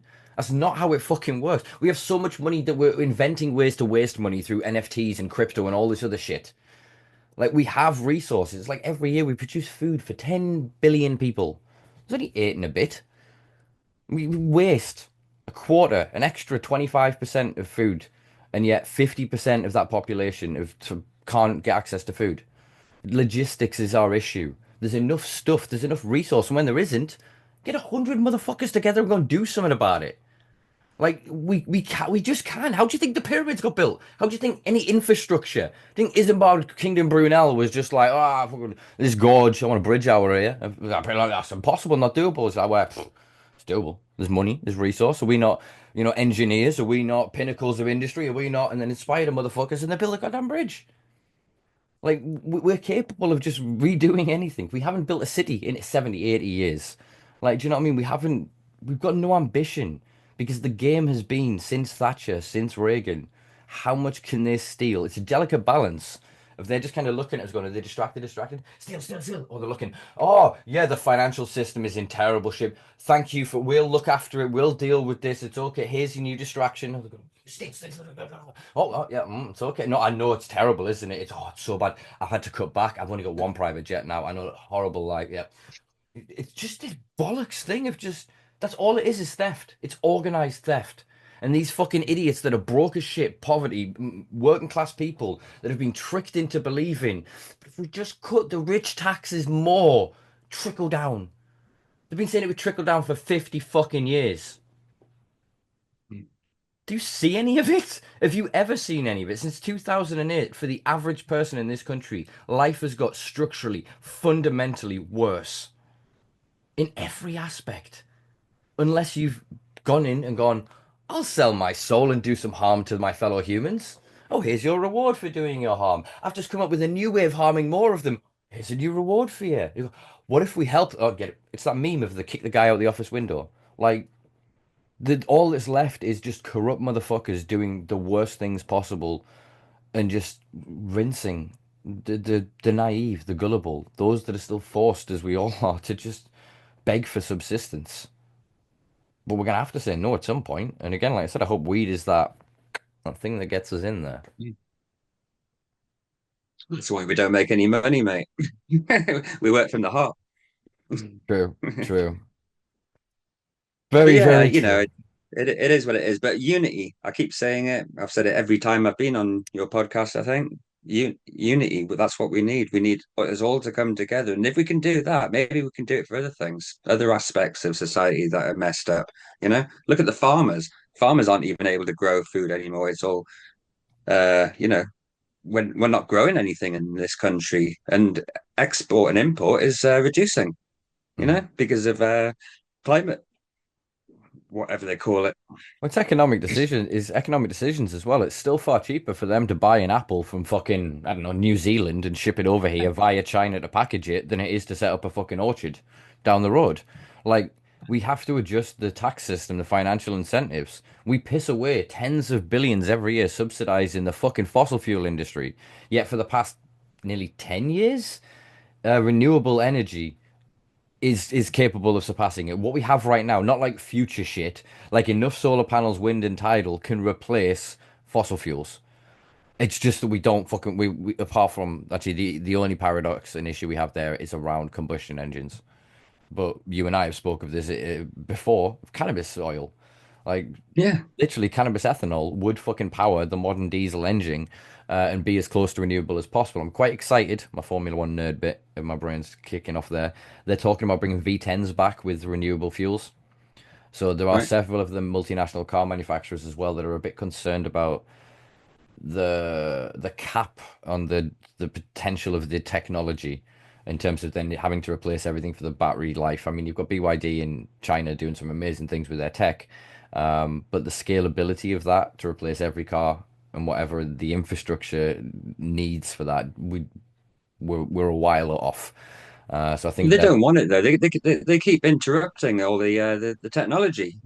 I mean, we've talked about hemp graphene before for batteries, and it all got closed down by the Mm, government. Yeah, the lad who did all the biofuel technology at Birmingham University, I think it was, and he found a way of making petrol, diesel, and aviation fuel at a fraction of the price, all grown from the hemp herds, and like 90% less emissions. And again, like they took away the funding for him to do his PhD in it. mhm.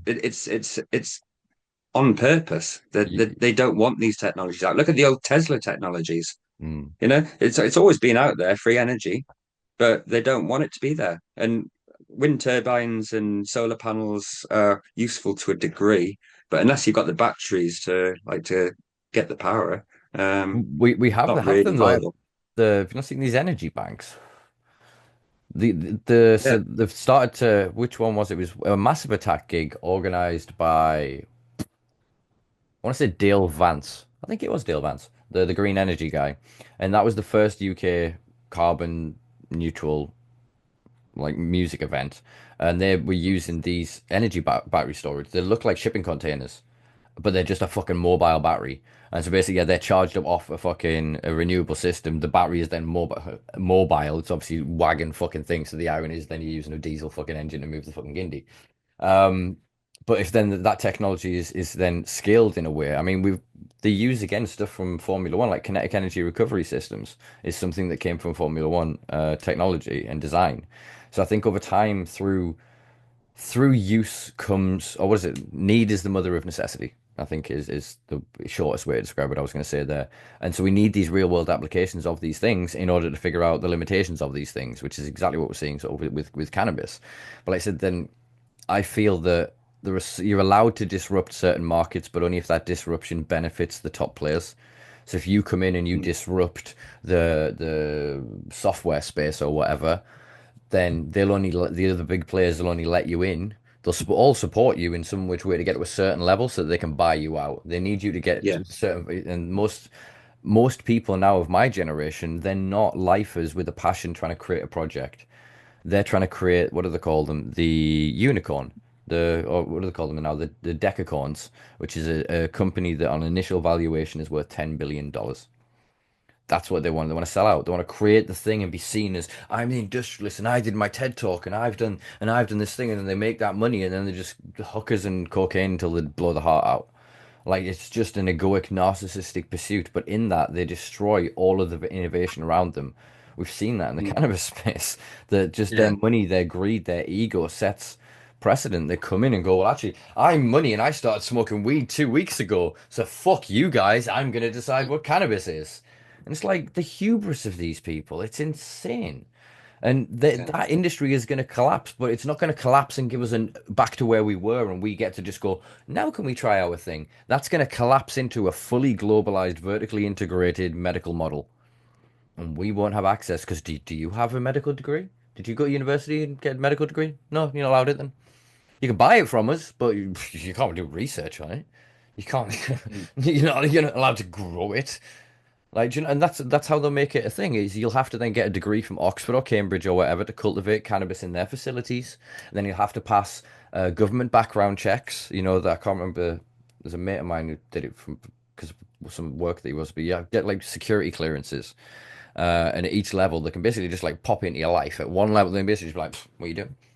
What are you doing? What's going on here? Like, who's your associates?" Like, they can just snoop on. Like, they'll use those kind of techniques to just keep us the fuck out of it. It'll be a very small club, and we won't be in it.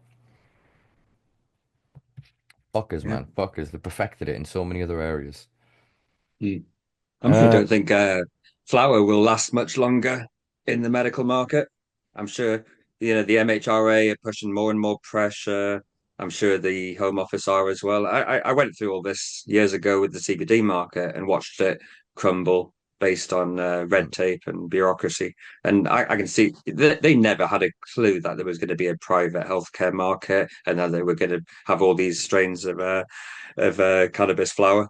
That wasn't in the plan. They were wanting to bring out all the synthetics and all the crap, and it will move to that at some point. This is just a window, and this is what I'm saying. This is why the medical patients, we're on a time lapse. There's only so much time before this window closes, and then we'll be moved back, and you'll be given a pill. And if we don't fight and unify right now and actually all push together to challenge the Schedule 1 status, to challenge the smoking, to challenge all these different things, then we're going to lose it. And we'll be back to square one, and then it will be too late. So, yeah, I do implore all patients to take that responsibility with that piece of paper they have and get active and get involved. Go to 420, wherever it is. I'd love to come up to Durham for your 420 event, but unfortunately, it's the other end of the country. And being I love it as Easter well. Sunday, I don't think I really want the traffic all the way up the M5.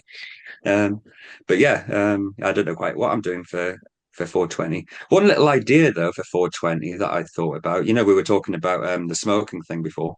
Hmm. How about maybe making a little leaflet? And if any police do come along, show them the leaflet that explains the law that it's legal to smoke, and then explain to them, well, you don't know which one's a patient and which isn't, and you can't ask for their private information, and it will confuse the fuck out of the police. you do the same with 420. Sorry, in Hyde Park.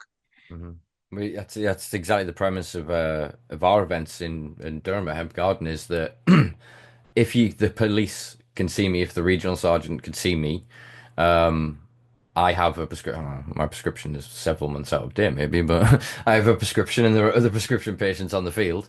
Um, Therefore, the smell of cannabis is coming from them.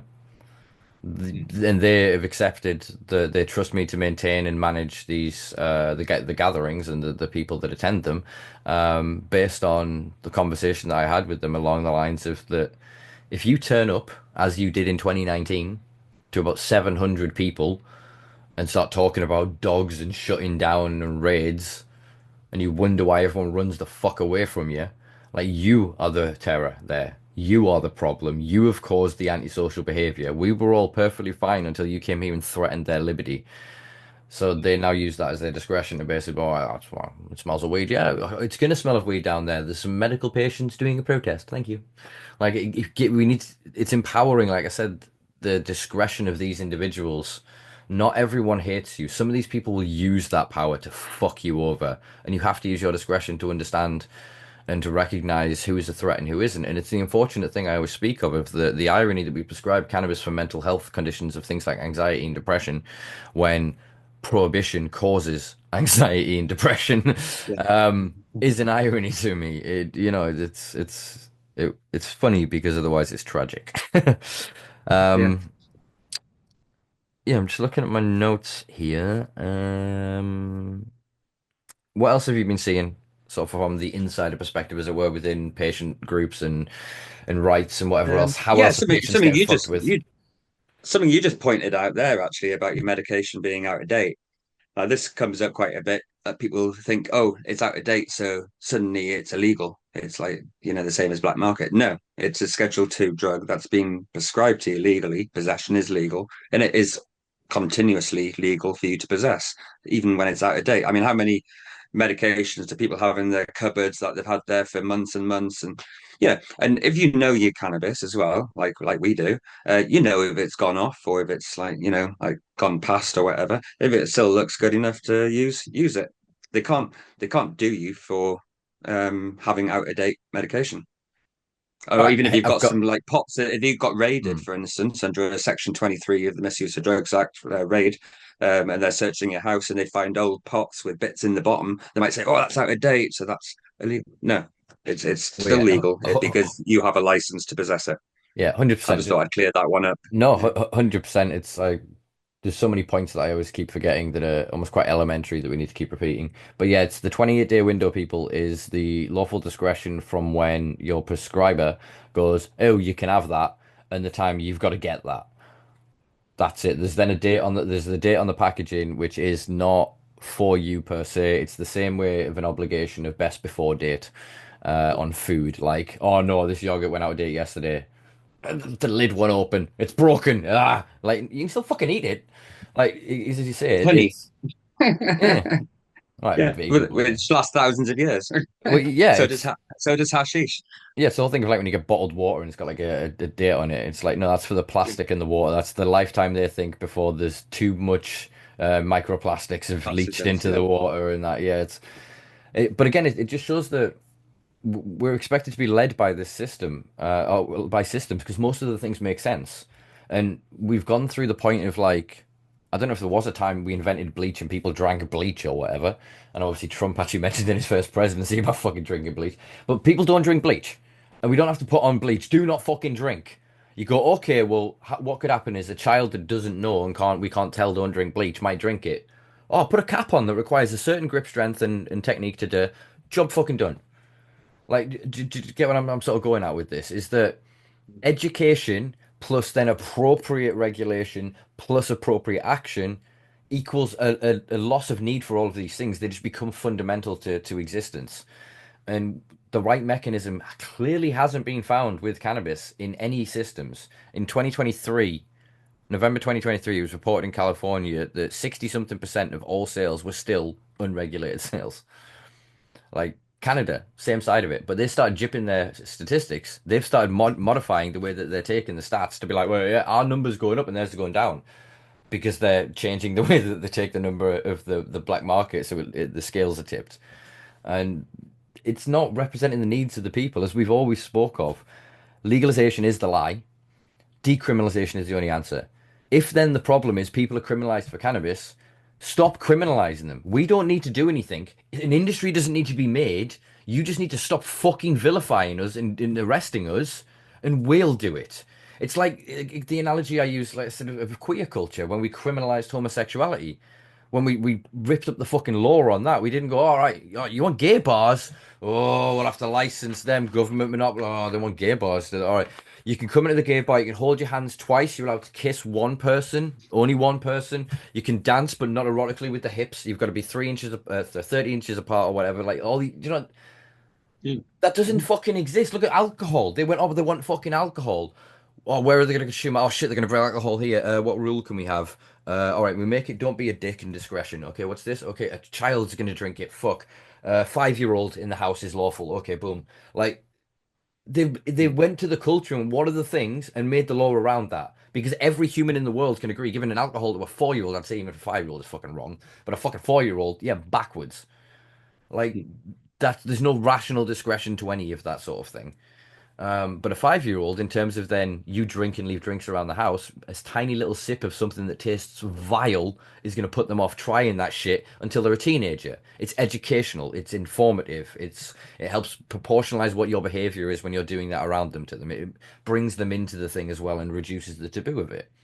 So the same needs to then be true of fucking cannabis. Like I saw Yeah. a guy, proper one of those huge calved dudes with the really tight shorts, with a big backpack, and his little girl and his little boy, and he was just trotting down the fucking race course. And when he saw the event, and was like, "Oh," and brought his kids in, went around the stalls and shit. I'm pretty sure he bought from some of the market stalls, and Yeah. he chose to bring his child in there, and the kids didn't see anything sensationalist because it was just another experience. Of if it was they were at a kids' day and they had music and whatever else, of just they were just looking at all the shit and like, rah, the parent came and experienced it and took them away. It's we don't then need Yeah. this separation of oh, you've got to be behind two closed doors and none of you is allowed to look out the window and the smoke can't leave the building and like the Spanish social club sort of thing. How would that's not social, that's engagement.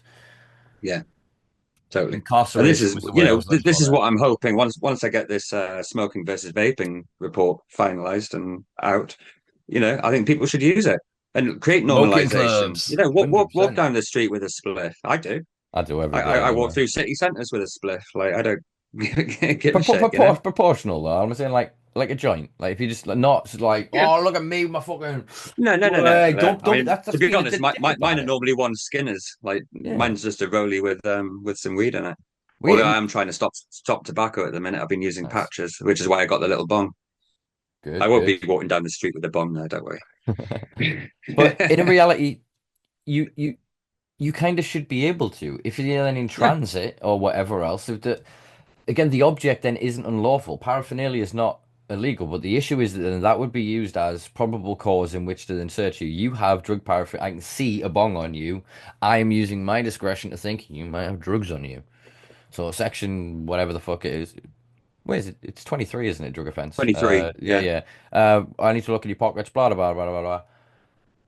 That iconography, that's the wrong word I'm looking for, that imagery of bongs and things, etc., long skins, rasta colors, etc., weed leaves should be associated to the patients, not as in the, all medical, they're like, where you, oh man, but it should be assumed to be connected to cannabis. Cannabis is therefore connected to prescription cannabis, ergo, I shouldn't interact with that person. Like I said, under the Equality Act, you can't just fucking see somebody pop in a pill from a packet and go over as a cop and be like, what the fuck you doing? Like if you see Mm. them taking it out of a baggie, different because the probable cause of the storage generally it would be accepted in a court of law that it would be normal to expect that that is an illicit substance in a bag or in tin foil or in other things in which drugs are normally found. But so what I'm saying is like everybody should be just consuming in that way, but in that respectful way that we set that tone amongst ourselves. So then they've got the discretion to know that they could come over and be a dick to you, but they'd be wrong for it retrospectively in the future. But to instill in them over a period of time a behavior of recognizing cannabis again isn't antisocial behavior like cannabis consumption. It's if we can associate that to them and get them to recognize the smell of it, not bad, before, obviously, like you said, we lose it to pills and oils, and then they'll just use the smell as like, we smell weed, therefore there must be a plant, and no plants are lawful, so they're all wrong, or there must be smoke in the plant, and therefore they're wrong because there's no flowers. Like it's we've got to, like you said, a finite window where if we can come together from all sides of this, we can win Yeah. enough discretion through decriminalization of cannabis related offences, and then they can put all the industry regulations and lawful restrictions on mass industry, and they fucking should, frankly. Like, do you know what I mean? But you at home with your own discretion for your health, and I mean that in the sense of not as a patient, but as in everything we do affects our health. What you eat, what you view on TV, what you read, etc. All of these things have an impact on your health. And so that's what I mean. If you then make that decision for your health to consume cannabis or to not consume cannabis, you fucking you should be involved in that. Especially if you're paying tax on everything, your seeds, your lights, your feeds, your newts. You know what I mean? You sat there as your good little capitalist consumer. I'm just paying my bills. I'm paying my bills. But then you've got this product at Mm. the end of it, and where is the criminality? It was lawful to buy every object. It was lawful to buy the air quotes, souvenir seeds. The crime is in cultivation as it is codified in the law. You don't Mhm. cultivate cannabis necessarily. Like cultivation is a weird one because they use obviously big C cultivation to mean like a proper noun meaning something else. But like cultivation is the deliberate action or intended sowing of a seed. It's a man thing. It's an action. It's the act of man making seed into plant. Yeah, and this is where the whole thing for feed our birds came from, was people going, I'm not. My action is feeding the birds. Just so happens I was feeding the birds cannabis seed, which is lawful, and that seed happened to germinate and become a plant. No one has, Mm. through an act of a human, made that plant. So that plant isn't unlawful. That plant exists. It just is. So I think there's Yeah. something else to push in that again with the exploitation of the law. If there's for seed appears, I mean, like a random hypothetical that is completely not connected to anything in my life would be if, say, you ran a project and somebody donated cannabis soil and they had a male plant and that plant had seeds in. And those seeds fell into that soil, and when they ripped out those plants, the seeds stayed in the soil. And by the time the soil came to us, those seeds might have germinated in that soil. There isn't an action of intention of cultivation there. That seed was simply sown and came to be. Mm. Do you know what I mean? So there's like, so it's all language. If they can use language to fuck us, we can use language and to Here's build an that idea. defensively. What if some seeds dropped in your garden, right? And they grew? Because under the Misuse of Drugs Act, if you go to take it to the police station to hand it in, if it accidentally grew and you dig it up in your garden, you take it into a police station and say, look, this was grown in my garden. I thought I'd Mm. better bring it in because it might be dangerous. I don't know. I'm just thinking off the Wait, cuff there, no, but but again, it's yeah. There's something or to get some hemp seed and germinate it and take a handful in and see if they'd like some because it's really nutritious. with one of the things that I thought of a similar sort of campaign was where is the tipping point? Um, how many seeds would have to be sown? How many plants would have to be created for the cost of destroying those plants to be so problematic for a local region, for a council, for example, to not be able to afford, or somebody has planted hundreds of plants all over the place. They're in obscure places to attach to. They haven't like cultivated them to get them to be a product at the end of it. They've just sown and put the plants around.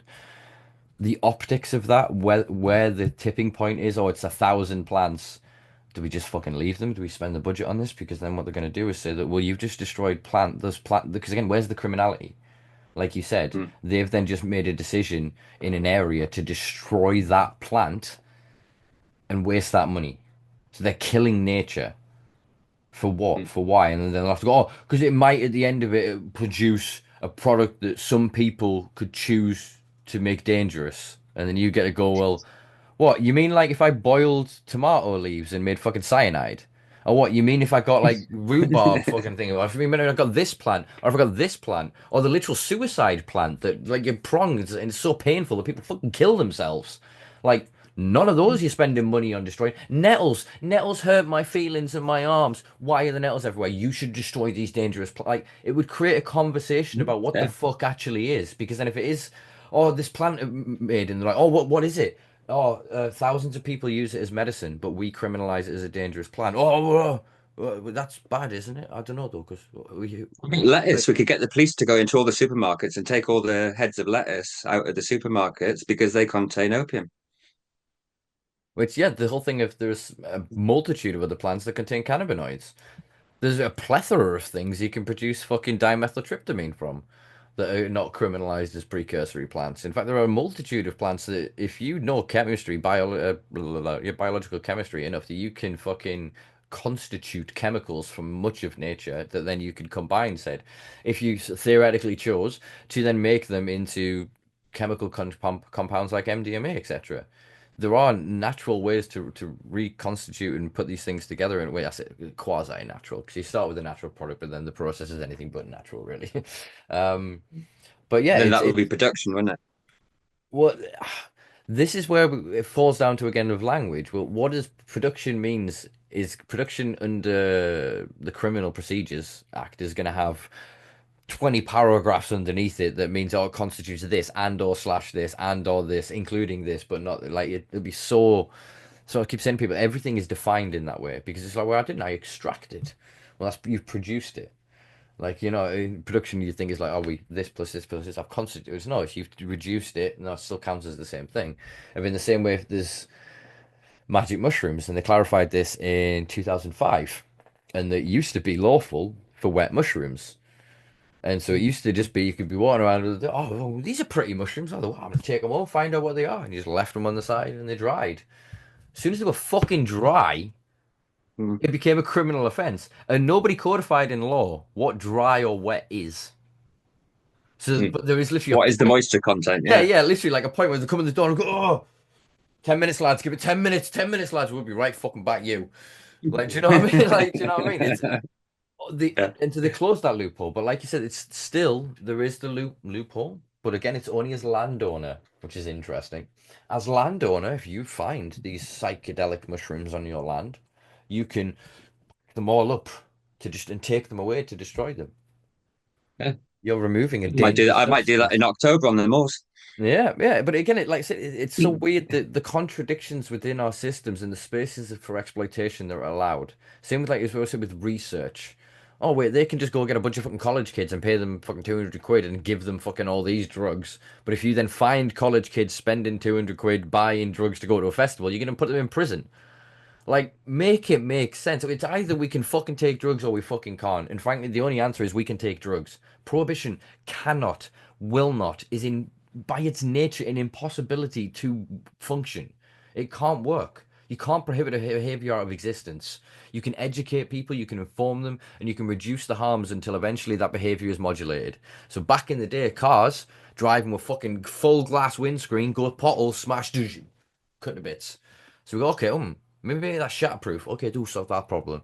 Oh, you've crashed, you've gone through the windscreen. Oh, fuck. What if we make a thing that keeps you in the chair? Like, and so think of you in your experience of the modern car. You take for granted airbags, seat belts, mirrors, this, that, a thousand fucking developments that happened because they allowed people to drive. If they invented the car and went, this is too unsafe, we're going to do some research until we get the car right, nothing would happen because again it's them just with the clipboards making their rules for them and then the capitalists over their shoulder going yeah we'll own that thank you do that because that's profitable for us we can exploit that when the people are just like I just want to fucking get from A to B so they go and invent another form of travel or whatever that's all that's happened with drugs people find that certain drugs are useful to them you criminalize the dick off it threaten to ruin their entire existence so they go and find a compound that has a similar effect but no efficacy, as in terms of safety, but is unlawful. So they'll take it and risk their life.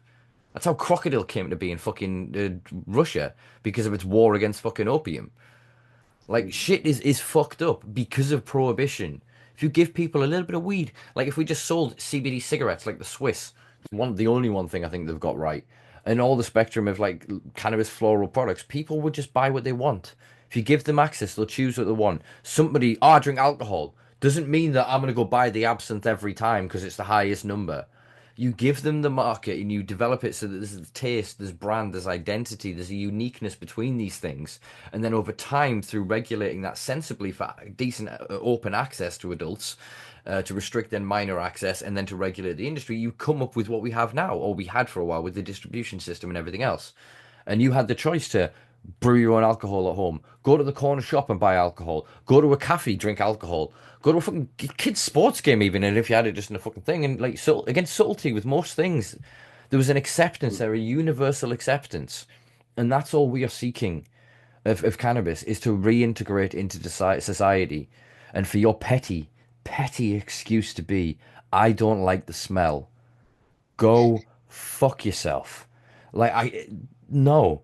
Cigarettes smell, BO smells, piss smells, alcohol smells. The city centres on a Friday and Saturday. Jesus Christ. Vomit, piss, and alcohol. If you don't drink alcohol, you smell that shit. In the same if you smoke weed all the time, you don't really smell it as much because you're used to that thing. And it should then be welcomed back into society to just be another floral smell. They're actually quite nice smells when your prejudice doesn't kick in and go, I smell something that might get me in trouble. Like, do you know what I Yeah. mean? It's grow up and get on with your fucking existence. There's Paris Hilton perfume out there that is more offensive than cannabis terps. You know, I'm sorry, Paris Hilton, but do you know what I mean? Like cheap celebrity brand perfume is what I was going for. You know, that pungent, overly alcoholic. It's literally an ethanol sort of smell that lingers with them. That's nasally offensive. You put that on to smell, to make us smell you. Yet you're going to complain about me making this. Like, again, the juxtaposition of all of these things is so inherently fucked up. We either have human rights for all fucking humans or we have no fucking rights. We either have fucking freedom for all or we have no fucking freedom. And guess what? We have no fucking freedom and no rights. So come fight for ours because they're currently one of the ones that's on the chopping block. And I promise you, if you help us today, we will help you tomorrow. Nice. As easy as that, man. It is as easy as that. We supported the medical system and we still support the patients. Most of us, legacy, do not support the industry, but we support the people that are being benefited from it, and we don't want to see you harmed. We don't want to see you go backwards. But at the same time, we are not going to sit here quietly and watch this system cripple and destroy our culture and erase any potential movement towards the liberation, the decriminalization, descheduling of cannabis in this country. Yeah. Yeah, I've helped thousands of patients over the years, over 50 driving court cases successfully. But yeah, please help me to help you because I Links can't. at the I, bottom. as I said, I nearly had a burnout last year. I can't do this forever. I need help. I need help from the all aspects of the community. So if you can, yeah, I'm not talking about financial. Just get involved. Follow what we do, and do our best. Although, if you did want to do anything financial, we do accept donations, which you can find a link on the website, seedourfuture.co.uk. And we also recently, Alan Buffrey has produced some fridge magnets, which are also available. They're great little fridge magnets, so get some of them. Excellent, excellent. Just thought Yeah. I'd throw that in at the end. No, no, really good, really good. I was going to come to it in sort of my summation. But yeah, as we've kind of alluded to in all of this, there are a multitude of ways to be active. Obviously, you must first become empowered and conscious of yourself in order to meaningfully and consciously help others. So, if all you can do right now is chuck a fiver, go and read the information that Guy's made available. Start to congregate with others in your area. Start to have other conversations. Start to, I mean, if you're absorbing this, you're already absorbing cannabis media. If you're here seeing this, but look into the diversity of people within the community and the culture because it is an incredibly diverse space and there's a multitude of voices fighting different fights, but ultimately the same war, as it were. And yeah, inform yourself as best as possible and then go out and champion the cause. The cause is cannabis. Sorry, the cause is not medical cannabis. The cause is cannabis. Medical cannabis is a misnomer. It's an industry branding exercise. It's a marketing term, an SEO optimized fucking term. That's it. It's the what you're allowed to get that through on the internet, but cannabis, that's the bad one. But it's all weed at the end of the day, people. So yeah, do what you can, support where you can, and yeah, appreciate you for coming on again, Guy. We'll get you on back end of It's the been a year. pleasure, mate, as always. I think we'll see how things go September wise. If it's kind of an in and out and you actually get a result, I'd love to get you back at the end of summer. Yeah, pleasure as always. I'll include links below. I probably should do this kind of afterwards, but if you wouldn't mind posting up some more materials. We've got another 5 events this year, and I'm running a bit low on Seed Our Future flyers.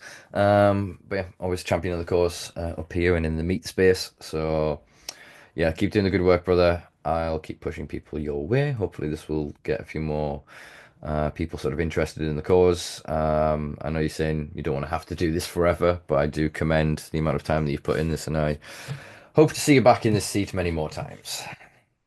Cool. Take it easy, bro, All right, and power to the people. indeed. All right, peace and love, man. I'll catch you in a bit. Cheers. All right, Bye. bye. Well, there you go, folks. That was Guy Coxall from Seed Our Future. I hope you enjoyed that episode. It was good to catch up with him, as if it had been a year since we've publicly had a conversation and discourse on this platform. Um, yeah, it was a little bit rusty getting back into the hot seat there. Do feel a bit better, having ranted a bit. I hope it wasn't too disjointed and we went on too many sidebars, but I think we managed to keep to relative sort of topics there. Both of us really want to champion sort of patients' rights and just consumers' rights ultimately, and we don't want one to succeed by pushing down or suppressing the other. And so we're just, as we've advocated for the 2 hours or so there was we've recorded, um, we just want there to be continuity and consistency across the board. Cannabis is cannabis ultimately, and the consumers are consumers regardless of whatever legislation or artificial category that they are placed into in order to be profiteered from or maneuvered in a much larger game towards, as I think is becoming ever more obvious, the global medicalization of cannabis and the creation of, the new the new version, the new iteration of the pharmaceutical industrial complex. But yeah, I'm not going to keep you much longer. I've got a million things to get on with to prepare for 420. I do want to touch on a few things. My latest article just been submitted. I don't actually know when that's going to be published. Probably in the next few weeks. Maybe it'll be out for the back end of the month. Not sure. Controversial article. Me writing a controversial article. Never. I think what did I title it in the end? Legalization kills culture. Quite a controversial read, but I think I make my point quite articulately. So do keep an eye out for that. Obviously, as Guy alluded to, we do have Durham 420 coming up. Obviously, we have 420 coming up across the world. So wherever you are, I'm sure there'll no doubt be a celebration within travel distance. So go and celebrate, and if not, just go have a little smoke by yourself. You know what I mean? Go find a nice bit down by some river, by some water, up some mountains, in some forests, some bit in nature that you can go and enjoy. Stick some little tunes on your phone, you know what I mean? Good little snacks and good little smoke and a bit of celebration of the global cannabis culture. The other thing I kind of wanted to touch on, some things I can mention, some things I can't. It's good to see. You know, first time making front cover. I'm quite proud of that one, to be honest. Um, our council have started to respond to a lot of the work that we've been doing down with the Hemp Gardens project. They went public with sort of their intention, or rather, a journalist made public their intentions, something that I've known for the past sort of several months and have kind of alluded to on this podcast previously. We've had a bit more clarification on their intentions, on their proposals. I've had the opportunity to meet with somebody from the community development, and we're going to explore synergy and kind of slow the process down a bit. So they're not going to rush to now sell the building or to redevelop the space. They're going to include us in the initial sort of process, not just sort of public consultation, but in the finalizing of these proposals, it would seem. So we appear to be in very good stead. I just wanted to say a massive thank you to anybody and everybody that may be listening that is aware of the project and has supported it. It's been a massive labor of love. It's very mentally, literally quite physically draining. Eats up quite a lot of my time and has taken a lot of the culmination of my skills and experience and network to be able to maneuver us into quite a unique position in this country, to have created such a space and to be able to do the events that we do and to be able to present the potential for the model that we are seeking and have been seeking for quite a long time down at the grounds. This synergy, I also believe, is going to really help with the next iteration of Durham City Cannabis Club, the private members association that we've been seeking to build. And I think there is going to be a great opportunity to, like I said, yeah, continue to work with sort of the long-term civil servants within the council. The political elements in terms of the councillors are something I'm a little less interested in sort of dealing with. They are fallible, they're limited by term, whereas the people that have been working there 20, 30, 40 years that care for this city, that really have a passion for it, even if they are handicapped by their budgets from, Westminster, and they're kind of fucked over by the economic system we've been living under. They still try and do good for their area. Those are the people I'm most interested in networking with and connecting with, because I believe if I can convince them of what it is that we're seeking to do, they will ultimately support it, as many of the stakeholders in the local area already have done. So, yeah, I'm very excited by it. I'm very optimistic and hopeful that we will continue to be there in some form. The garden, the ethos, the spirit of the garden and the movement and the culture of people that we've kind of created down there, I think we'll always have a space there in some form. It may not be the grandest vision that I can come up with in my most ambitious and wild dreams, but I think we can find a good compromise, something that benefits us as a legacy culture and as a community and as locals, and sort of the university tourists, or the individuals that may use the space. I want it to be inclusive by its very nature, by its design, by its inception. So to be involved with it at its inception, I think, yeah, I'm proud. Which is a weird thing to say out loud to myself, but yeah, I'm proud. And yeah, grateful for everyone's support. So yeah, if you haven't already, please do check out the Hemp Garden Community Association project, and yeah, check out what we do. All right. Thank you very much for sticking around and watching all of this, and for catching up with myself and Mr. Guy Coxall. You can find links to Seed Our Future in what the hell do we call it? Description box? The thing below. Yeah, description box below. Um, yeah, I'll include some links to some of the other news stories as well that we've referenced. Um, yeah, if you really liked it, give us a like, give us a share, a subscribe, a heart, thumbs up, whatever it is on whatever platform you do it, show appreciation. I appreciate it, and I appreciate you. Check out simpalife.com for articles, more sort of historic content, and other little bits here and there. Um, yeah, support your local 420. If you really enjoyed this as well, do check me out on patreon.com/simplife, where for less than a cup of coffee a week, you can help me keep the lights on this little project of mine. All right, it's been a pleasure. I'll be back next week with somebody, some journalist. He's cool. You'll like it. All right, we'll catch you in a bit, folks. Peace and love.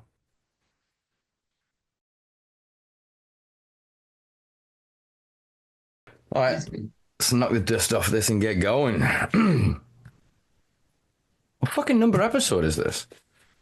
Uh, 164. Jeez.